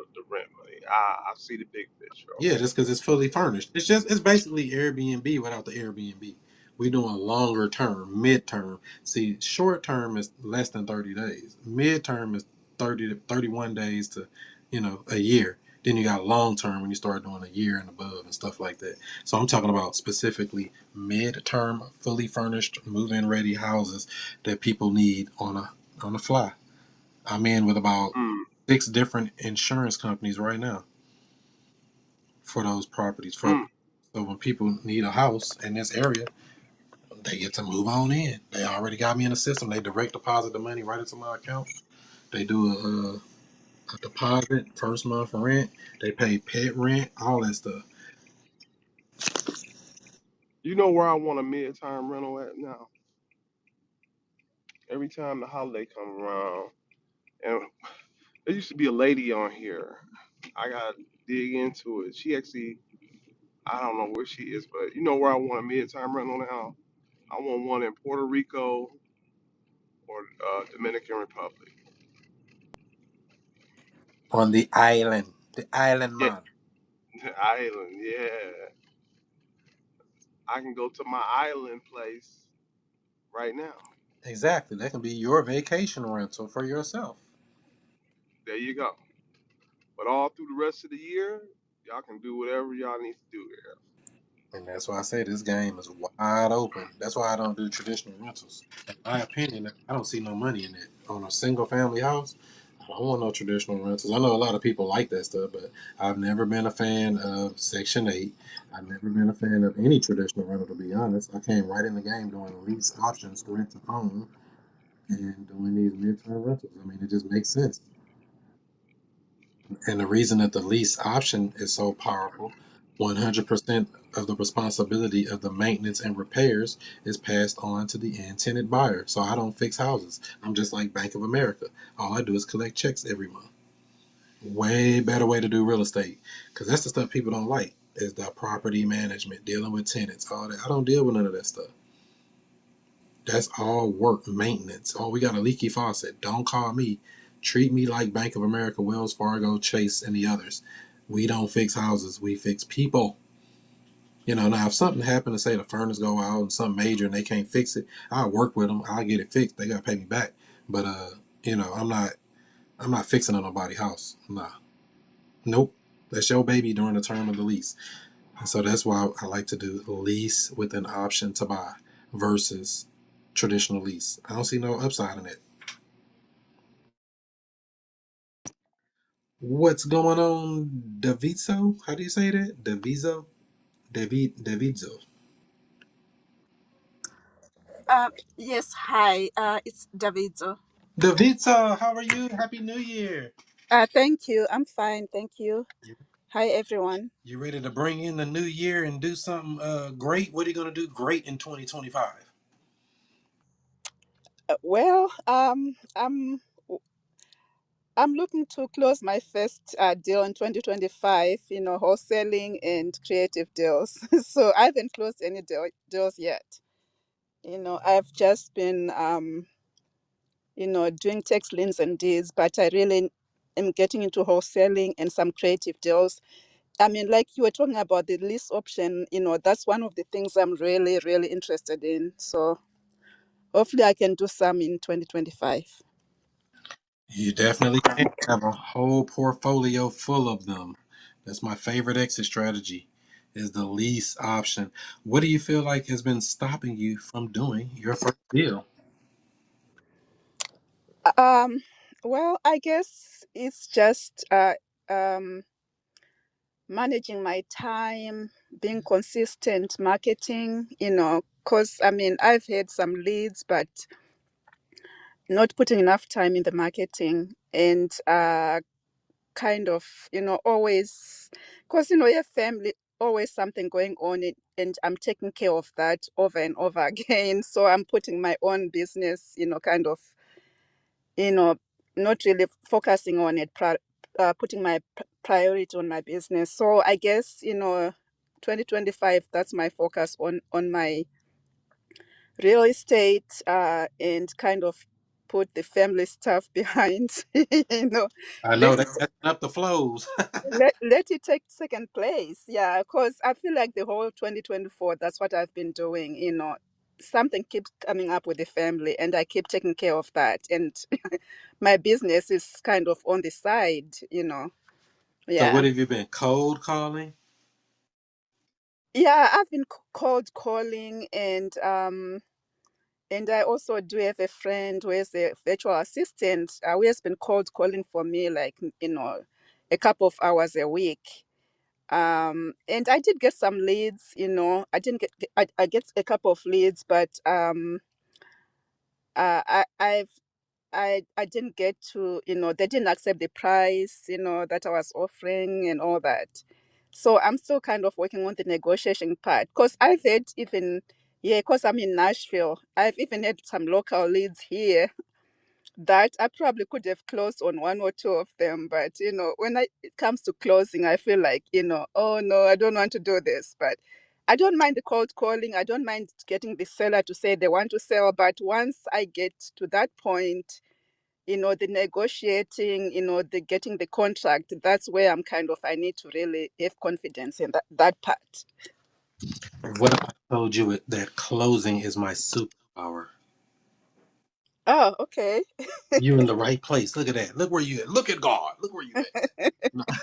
What kind of list are you normally calling? Well, I mean, I have done like here locally. I've done some driving for dollars lists. When I'm driving, if I see something, I'll add it to my list. And also, I have pulled a list from PropStream, and skip traced it, and called that. So those are really the two I've done. Pulling a list from PropStream and driving for dollars. Ring, ring, ring, Yeah. ring, Are you wanting me to to ring, respond ring, to that? Okay. It's kind of okay. Hi there. How are we calling? I'm sorry. Who's calling? ring, ring. Somebody ringing you. Hello. Hi, yes. I got a letter on my door say that you rode by my house and you're looking to buy it or something like that. Uh yes, yes. I was driving through your neighborhood and I saw that your house uh, looks vacant, and I thought you might be interested in selling it. Yeah, I want to sell it. Oh, that's great. So can you tell me something about the house? What's going on with it? Why are you looking to sell at this time? It's a 3 bedroom, 2 bath. It's empty. Somebody just moved out of it, but yeah, I would sell it.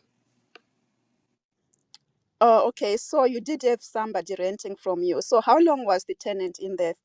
They were there since like the pandemic, so like 4 years, something like that. So yeah, they've been in there for some years. Okay.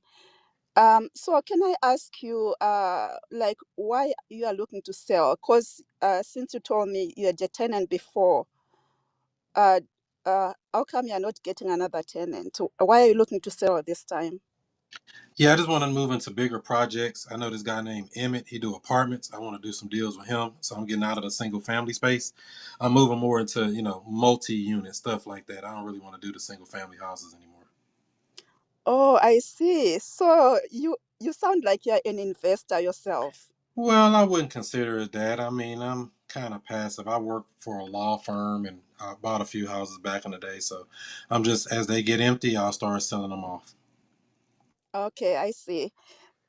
So how soon are you looking to sell this one? I was actually going to meet with an agent next week to see about getting it listed. Are you an agent? Actually, I'm not. I'm just a local investor in the area. Like I told you, I was driving by. So I live in the area. That's why I'm interested in this one. Oh, okay. What do you think you can get me for it? Uh, well, actually, I have to ask you some questions first because I really need to know the condition of the house. Um, if you can, we can talk about that. You can tell me about the condition of, like the roof, the big items on the house, and so we can go from there. Uh, So, yeah. so, Yeah. so can I ask you some questions? Like, can you tell me like how old is the roof on the house? The roof just got put on in 2020 during the pandemic. I used that PPP loan money and got the roof done. Okay, that's good. And how about like the electric? How is the electric? What do you mean? I mean, is it working okay? Yeah, nothing wrong with the house. I mean, you could try to clean it up. They had a dog. Probably got to do some good cleanup or something, but they had two dogs, as a matter of fact. So, other than cleaning it up and stuff like that, I mean, the house move in ready. Oh, it's moved in ready. Okay, so how is the HVAC?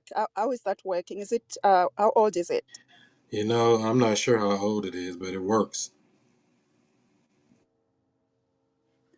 Okay. That's, can you tell me anything else I should be, maybe like that will need to be fixed in the house? Like, are the bathrooms updated? In the kitchen, any updates needed? I don't know. You can take a look at it. I mean, I don't think nothing wrong with it. Somebody can move in it tomorrow if they wanted to. Okay. Since you told me there was a tenant, can I ask you, like, how much are the rents? How much do you think the rent is? Yeah, they were on a cheap rate. I think they were only paying 1,000 a month, but they've been there for a while, like I say. So they was only paying 1,000. Okay, I got it. Okay, it sounds like, like I said, I drove by the house and I do like the area. Um, what I mean, like, if I was to ask you, I mean, I'm sure you have a number in mind. Like, how much do you think you might want for this? I'll sell it for 250. For 250. And can I ask how you came up with that number? I think I saw that on Zillow. It said like 229, something like that. So I said, I don't know, 250. You know, Zillow usually kind of wrong. So if I have them listed, the agent was gonna let me know next week when he what he can list it for. But I'm thinking probably like 250. Okay, I see. Um, so I am actually I need to come look at it. I saw the outside, but I need to come look inside. Because I have to have an idea of how much repairs are going to be needed before I give you any offers. So I would need to make an appointment. Are you available tomorrow afternoon around 2 p.m.? Tomorrow a holiday, so but I tell you what, the back door is open. You can just go over there anytime. Just make sure to pull it back up. Or, or it's open? It's not Oh locked? yeah, it's open.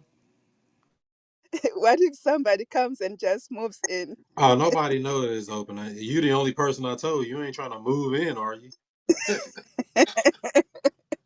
Okay. Okay. Yeah, I can go in and have a look because I really need to, go through all the rooms and see what's going on. And then, I can call you back after I go through the house and we can go That'll from there. work. Thank you. Yeah. So thank you for your time. So what would be the best time to call you after I see the house tomorrow afternoon? Anytime. My phone's always on. Okay. All right. So anyway, thanks again for your time. I'll call you tomorrow evening. Perfect. Thank you. Bye bye. Click. Bye. All right. How do you think that call was? I was so nervous. I don't think I was going smoothly. I need to practice more. Yeah, that's why I ringed you. You kind of caught me off guard. Got to be ready for the opportunity that's coming your way. Let me ask Mr. Lamptey, what'd you think about that call?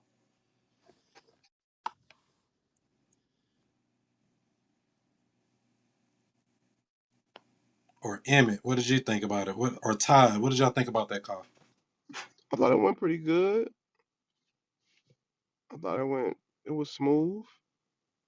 Yeah, it was good. It was good. What could be done better in your opinion, just from what you heard?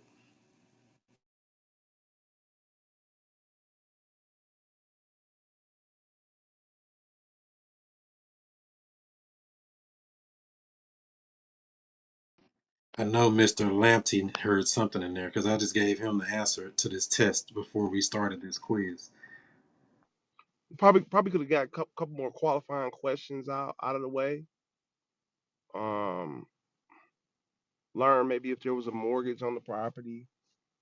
Um, yeah, probably some more qualifying questions.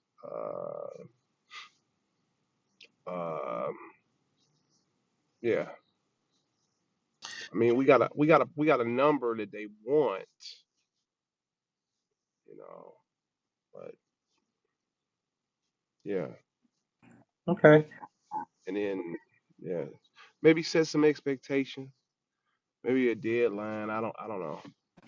Okay. So yeah, all of the above there. So I know a lot of people are told to go deep in the weeds on the condition of the property. Uh, I don't want to say it's wrong, but I'm going to say it's wrong. I don't like to get too deep in the weeds on condition. I like to get deep in the weeds on their situation, deep in the weeds on what they care about. What does the seller care about? What's the most important thing to them? Not just, oh, how's the HVAC, how's the roof, which is all good and stuff, but that stuff really does not necessarily move the ball forward. I know we've been told that over time or seen it online somewhere, but I found that that stuff is kind of, I don't want to say a waste of time, but it is kind of like a waste of time.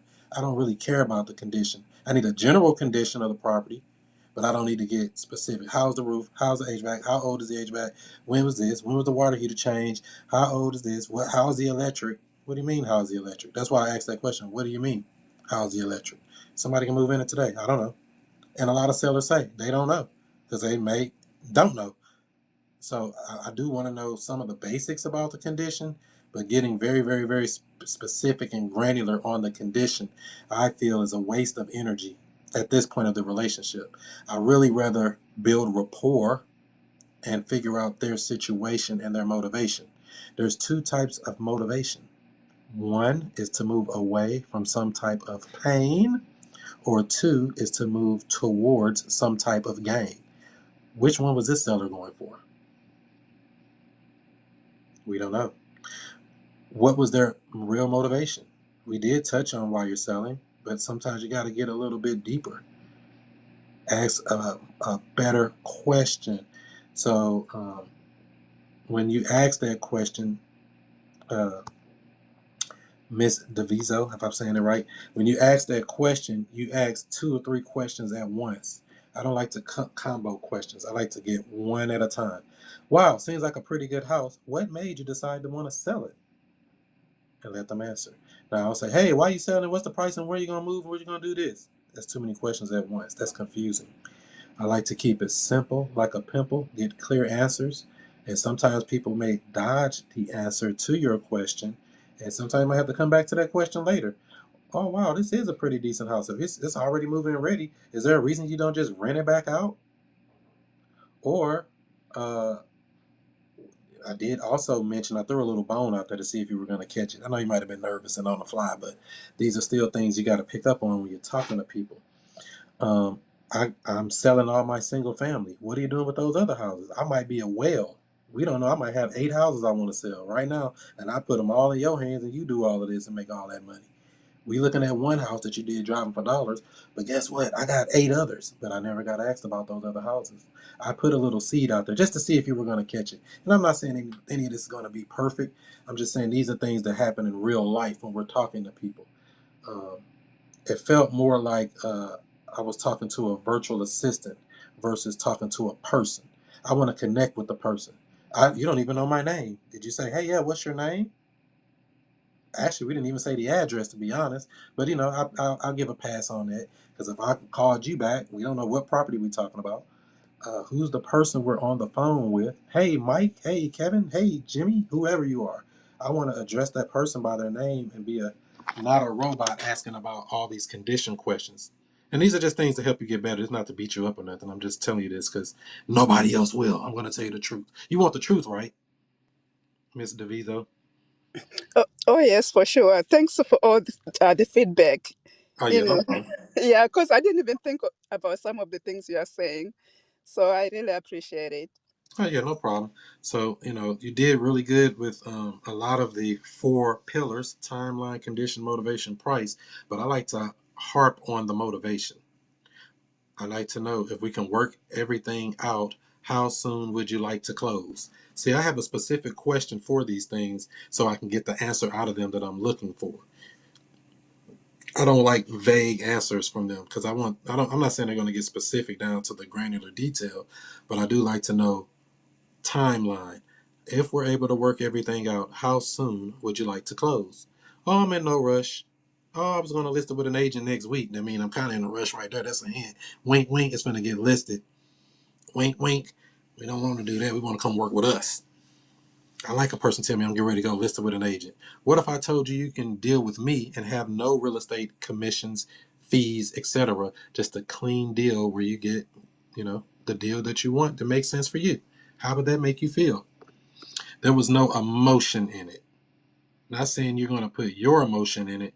I'm saying ask the questions to pull the emotion out of them. So timeline. If we work everything out, how soon would you like to close? Condition. Is there? I did like that you asked. Is there anything I need to know that I may need to fix up? That's a good open question to let them spill their guts. That's really all I really want to know for real.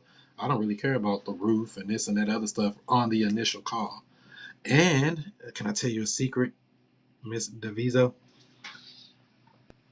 Can I tell you a secret? Oh, oh yes, sure. Most of the deals that I find, I don't even go to the house. They go under contract before I even go to the house. Ooh, Okay, wait a minute. You don't go to the house, but you don't send somebody else to do boots on the ground for you? I'm under contract when I go to the house. That's what I'm saying. Oh, okay, I see. I'm Okay. under contract before I even go out to the house. That lets me know they're serious. That lets me know, and I'm not saying you're going to do all that in that short initial call. So we pretty much break them down in an initial call and in a closing call. The closing call is where we're going to put all that stuff down, which is the point where you said that you want some help with, basically. Um, the closing call. Um, But just to get back to this foundation thing, just because I want to make sure I get it out for the people that are listening. And if you're enjoying this, give this video a share. Go ahead or this Clubhouse room to a share. Share it to somebody who may care, because I'm giving some free sauce away on the new year. Ooh, I was trying to make that rhyme. But timeline, we got a question for that. Condition, we got a question for that.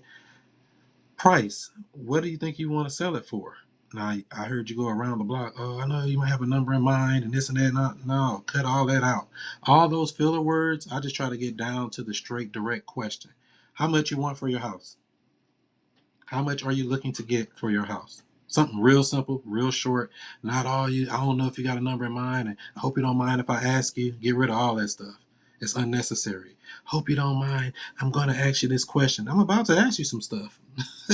I'm not going to ask you for the permission because you already gave me permission when we first started talking. That, hey, yeah, we're going to go through some questions and we're going to figure out. So we got timeline, condition, motivation. Or we got timeline, condition, price. Now, when it comes to motivation, I don't even like to ask that too early. I like to get the timeline, condition, and the price point out first. Finally, I like to come to motivation because that's where we're going to spend the most time, in my opinion. Motivation. This seems like a pretty good house. What made you decide to want to sell it? Oh, I'm getting out of the game. I'm going into bigger properties. I'm getting rid of that. Whoop de whoop de whoop. Wow. Okay. So you want to sell this property. What are you doing with the other houses that you have, the other single families? I want to know what's going on with those other houses. I want to know with, have you even tried to start selling any properties yet? Have you had any offers already? These are just types of things so I can understand who am I dealing with, because every person is different. And once we understand who we're dealing with, we know how to deal with them. Deal with them and build with them. What you think about all that so far, Todd? Am I cooking yet or not? I ain't cooking yet. I ain't got my chef hat on. No, I don't got Oh, you got the chef hat on. Cooking with hot grease. it's sizzling. So that's the name of the game. Timeline, condition, motivation, price, foundation. That's what we want to get. And throughout all of that conversation, we do want to build rapport. How you doing? You having a good, you ready for New Year's? Something to soften the blow. We don't want to sound robotic on the phone with people, like a virtual assistant. I even tell my virtual assistants this, by the way. Don't sound so dang on robotic. Be a person. How's your day going so far? Oh, it's going all right. I'm glad you asked. Thanks for asking. It ain't nothing major, and I ain't saying we got to spend a lot of time on it, but be a person. Remember, we're doing business with people. Don't just be, I got to get these questions out on my script. That mentality is stopping you from making money in this business. And that's everybody, even me. I've been guilty of it. So once we have timeline, condition, motivation, price, um, and more on the other timeline thing, if we're able to work out everything and we come to a price that makes sense, are you ready to get the process started today? Ooh, because I'm putting them under contract, like I said. I'm not running out to nobody's house to go in their house that's open back door. I'm going out there after I go into contract, but I'm not just running out to no house. Everybody does this differently. I'm not saying this is a right or wrong way, but I'm just telling you a lot of this stuff, we can trim some of that fat and get to the business. I'm trying to get to the business without all the uh, filler words and all the things that make us not get to where we want to get. Also, What we do, not saying you have to do this, but every lead we come across, we ask this simple question: would you consider taking a monthly payment until we pay you off in full? Would you consider taking a monthly payment until we pay you off in full? They're gonna say yes, no, maybe so. I don't understand what you're talking about, yo. That's all they can say. Now, if they say, yeah, I consider it, great. We put them down as somebody who's open to something creative if we have to get. Now, if they are open to something creative, we may be able to figure out, like you said earlier, the loan balance, stuff like that. That's when all that start coming into play. How much you still owe on a house? I see a lot of people ask that question in two parts. Hey, you got a mortgage on the house? Yeah, I got a mortgage. How much you owe? Uh, I don't want to do that. I want to get straight and cut all that fat. How much do you owe on the house? Oh, I don't owe anything on it. It's free and clear. Oh, all right. See, when you just ask a short, sweet question like that, they don't give a person the time to react. They don't give a person the time to lie. They don't give a person the time to try to dodge your question. Hey, how much you still owe on it? Confidently. Not, well, I hope you don't mind me asking, but how much you still owe? No, people feel that through the phone. When you're afraid to ask some question, they can feel that. And we don't want them to feel that. We want them to feel warm, fuzzy, and ready to get this money. Ooh, freestyle. Any questions about any of that? Wow, you've covered so much. I mean, I've never heard anybody, I guess, say, to spend more time on the motivation, which actually makes sense what you're saying. Because usually we spend so much time asking about the condition, going through everything to asking, you know. And I realize now from what you're saying how important it is to really get deep down with the motivation to like dig deep for that. So that, I mean, that's the first time I've heard that from anybody actually. So that's good. And Wonderful. So make sure to tap the link above at the futurecashflowclub.com. Futurecashflowclub.com, because we teach train on this stuff on a regular basis so you can get better. you said future, there was kind of noise. I was in the car, so you said futurecashflow.com. Oh yeah, it's right here pinned above, right here. Futurecashflowclub.com. Futurecashflowclub.com. Okay. Serious. This Uh, is get into the it, elite group because that's where we get deep in the weeds with all this stuff. okay. Okay. Yeah, and also, when you talked about, doing the contract before you even see the house, I can understand that because I did lose a deal, doing that because I had a deal in Toledo. The guy, had agreed on a price with me, but then I wanted to send somebody first to go see it. And then when I was trying to find somebody, finally when I did, and then somebody else got the deal, and they got it at a higher price than what he was gonna sell to me. So now I'm like, okay, Yeah, we that don't want to be missing deals. It's because I got my man Todd in Ohio right there. He in Ohio. He could have hooked that up. He was already. so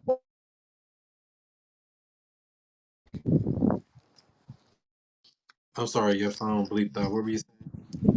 yeah. Can you guys hear me? Yes, I can. Okay, what part of Ohio?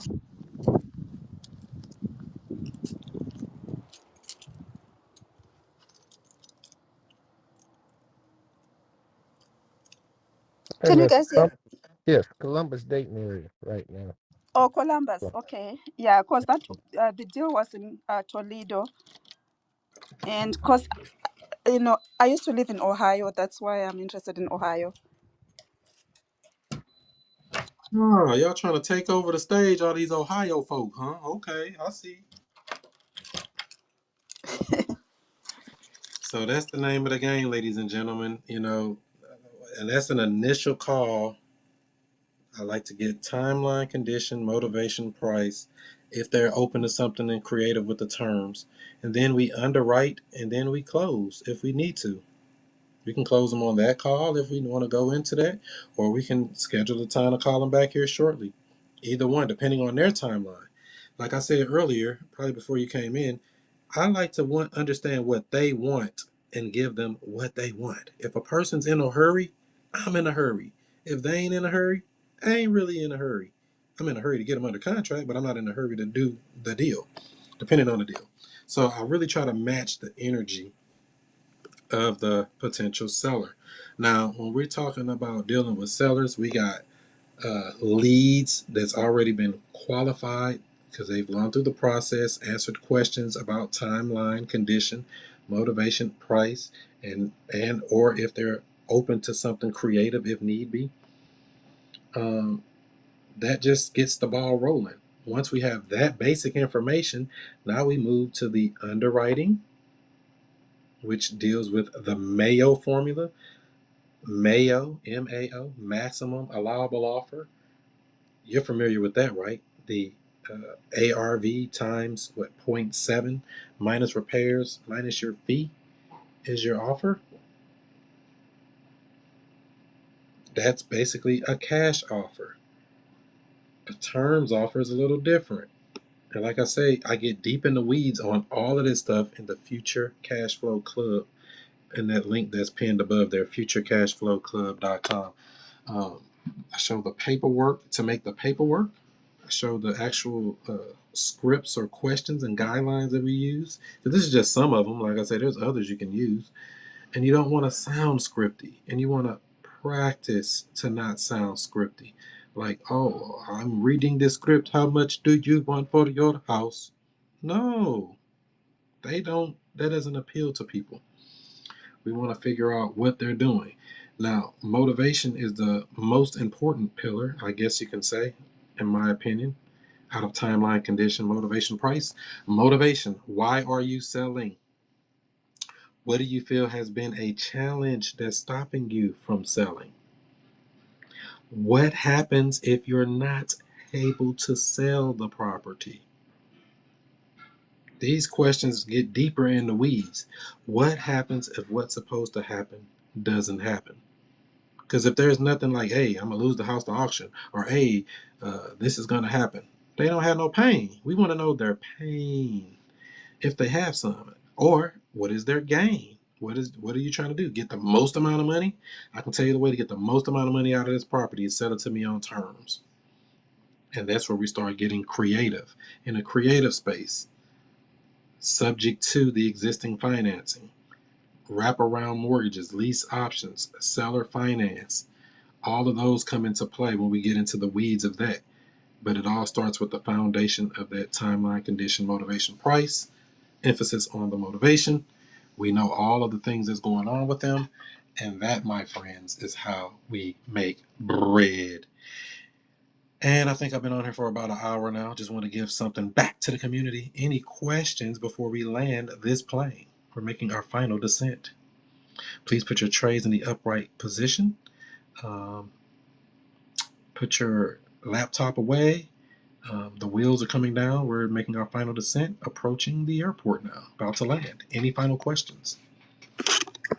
Yes, I do have a question. So, I guess I'm not sure how often you are in this space, but since I just signed up for the link you put up there, so but I still not. Are you here like once a week on this platform, or how often? I haven't been on here in a while. Actually, I just hopped on. We used to do real estate rooms all the time on here, but I guess it got a little ratchet on Clubhouse lately. But what, like I say, the best way to connect with me is in that Future Cash Flow Club. And what I would recommend, and it's up to you, is to get the Elite package that gets you full access to all the paperwork, full access to all the training, the live trainings that we do every week, direct contact, all of that stuff in the Elite package at the futurecashflowclub.com. That's what I would recommend if you're serious. Only if you're serious. If you're not serious, I just do what you do. But I would say if you're serious and you really, really, really want to get in the weeds into the real estate and really understand all of this stuff, that's what I would do. Because there's a lot of moving parts, and I can only do so much from a clubhouse room. I like to do it on video format where I can actually show you this stuff that I'm talking about how to underwrite properties, how to, actually pull lists, skip trace lists, all of that stuff, dealing with foreclosures, how to stop auctions, how to actually stop the auction, which is multiple ways to stop an auction with zero money out of pocket, by the way. Um, all of these things are broken down in detail in the Future Cash Flow Club. Any other questions?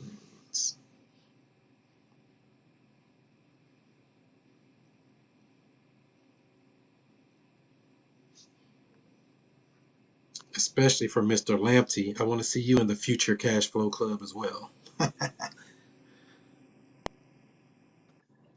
Listen, man, I'm working on it. I'm working on it. Listen, I already went to preforeclosures.com just to at least get a feel what's out there. Oh, you already been in the process. See, look at that. You ain't playing, huh?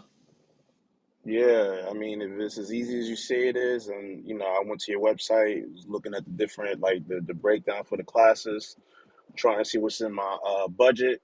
Yeah, I'm definitely that's gonna be a move for 25. Yeah, like I was telling her, I would recommend getting the Elite package because that actually gets you all of the contracts, all of the training is unlocked, the direct access, all of that. I walk you through your deals as you get them and find them. Because there's a lot of moving parts with this stuff, just to be honest. You can't learn all this stuff overnight. A lot of this stuff is going to be, what's that book that came out back in the day? You can't learn to ride a bicycle at a seminar.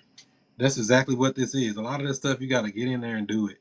We can talk about it, preach about it, teach about it, do all of that, but a lot of it is better to actually do it.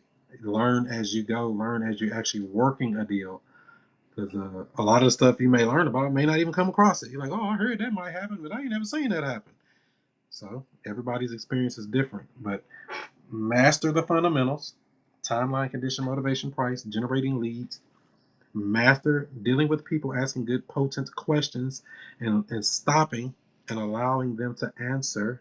Don't let them dodge your questions. If they do dodge your question, you come back and bring it later and still get the answer to that question. Because sometimes that rapport building got to be there. Like I was saying with her call, I don't want to sound like a robot or like I'm reading a script. I want to sound like a person. How do I be a person to this other person and make them want to do real estate deals with me? That's the question. How to do the paperwork, how to do all the underwriting, how to fix a property up, how to do all that stuff is coming. There's no shortage on that stuff. It's coming down the pipeline.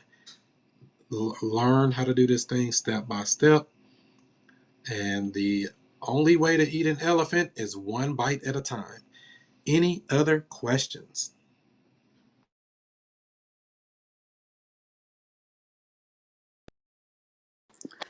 Well, I just want to say thank you again for for doing this, even though I wasn't expecting it, and also for all this feedback. I mean, I've learned a lot already today. So, I really appreciate it. Thank you. Oh, yeah, no problem. That's what I like to do. Help people make the playing field a little more equal. There's so many things we've been told in our life that's simply not true. We've been told you can't do real estate without a bunch of money. You can't do real estate without a grade A credit score. You can't buy houses. I bought millions of dollars in real estate and I've never used my credit report to buy real estate. Not once. Most of the deals, if not all of my deals, I have no money in, meaning they just pay me passive cash flow each and every month. I structure my lease options due on the 28th, late on the 1st. Why would I do them that way? Due on the 28th, monthly payments are due on the 28th of the month, and they are late on the 1st of the month. Why would I do that?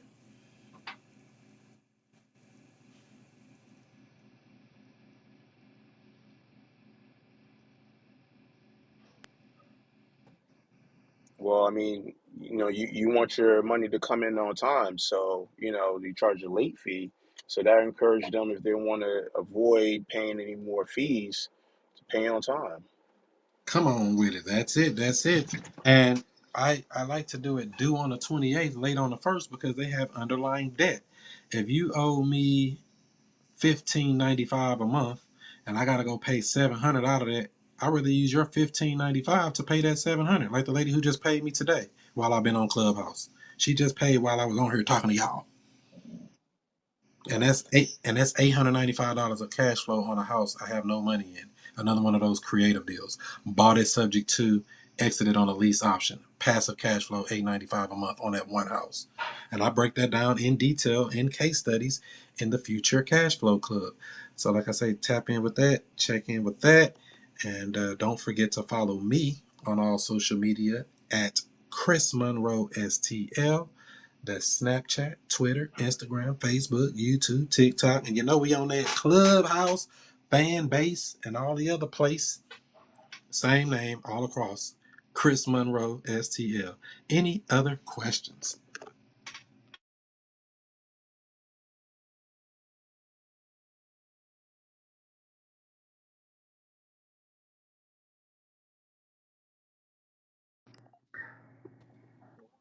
One more. Do you talk about in the class you mentioned earlier? You put the house, you will put the properties in a trust. Do you go over that type of do you go over that type of play, that type of transaction, like how the step by step process? Emphatically, yes. 100%. That's the only way I hold real estate is in trust. I do not hold real estate in LLCs. I do not hold real estate in my personal name. Definitely not being a public figure. Somebody want to sue me, they'll be practicing because I don't own nothing. Properties held in a trust. And I want to be clear about this. There's many different types of trust. I'm talking specifically about a grantor revocable trust. And my trust does one thing and one thing only: hold title to real estate. That's it. Not do bank transactions, not hold jewelry, cash, uh, property management, none of that other stuff. My trust does one thing, and that's hold title to real estate. One trust per one property. I'm going to say it again for the people in the back. One trust per one property. I go in detail exactly how to do that with the warranty deed to trustee document and the trust agreement document, and exactly how to do all of that. It's actually, I mean, I don't like to keep saying it like that, but real estate is easy. People is what's difficult. Real estate is very easy. You can be, I don't know, in high school. I'm gonna go lower. You can be in middle school and do real estate. That's how easy this stuff is. It's eighth grade information in real life, as far as the real estate side. But I will say, um, they do, there's a lot of terms that are thrown around in real estate to make it confusing, and that's for a reason, to keep you out of it. They like for instance, a mortgage. You hear that word thrown around a lot. A mortgage. In this state, Missouri, we don't have mortgages. We have deeds of trust. They're the same thing. A mortgage and a deed of trust are the same thing. But they don't tell you that. They got you saying mortgage, which is fine.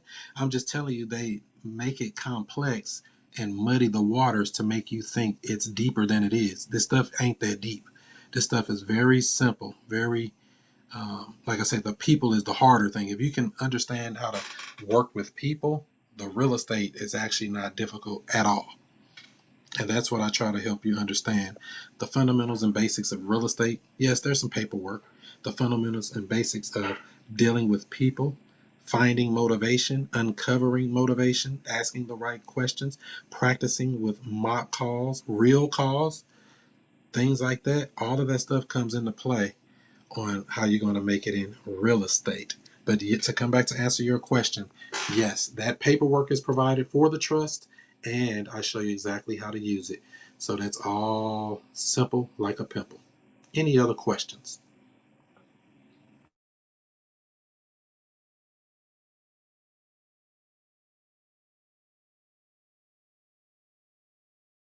All right, I'll give everybody a happy new year to Emmett, Daviso, my main man, Mr. Lamptey, Felicia, Steven in New York, wearing that New York hat. I ain't from no New York. Where Brooklyn at? Where Brooklyn at? Happy New Year to everybody. Chris Monroe signing off from sunny St. Louis, Missouri. If you find yourself in a situation where you find a seller on the hook, or you find yourself in a situation where you got a ton of money sitting up doing nothing with it and you want to put it into a deal, I'll show you where to put it into a deal and get the best return you're going to get on your money in real life, in real estate. Appreciate you all. Have a great day. Happy New Year. Thank you. All right. Do what you do. Be who you be. And I'll see you before you see me. Are you looking for the best dialer to reach your leads? Try onlineburnerphone.com. You can reach 4 times more contacts per hour and build a stronger, more engaged pipeline. Now, when you check this out at onlineburnerphone.com, you no longer have to listen to voicemail recordings. Once you hear they pick up by voicemail, you simply press a button and it leaves your personalized voicemail for your prospect. You can also send personalized emails. You can also retarget your contacts. And guess what? All calls are recorded and tracked for quality and training purposes. Try it out today with no credit card. OnlineBurnerPhone.com. OnlineBurnerPhone.com. So I want to get into real estate, but don't know where to start. Well, what I would say is to join the Future Cash Flow Club. It's a community of investors where we talk about wholesaling, we talk about creative deal structuring, buying houses subject to, all of the creative stuff that everybody's talking about. You don't need a real estate license or any of that. Wow, where do I sign up? Well, I would say go to futurecashflowclub.com. That's futurecashflowclub.com. You can even get a free trial. Try it out today.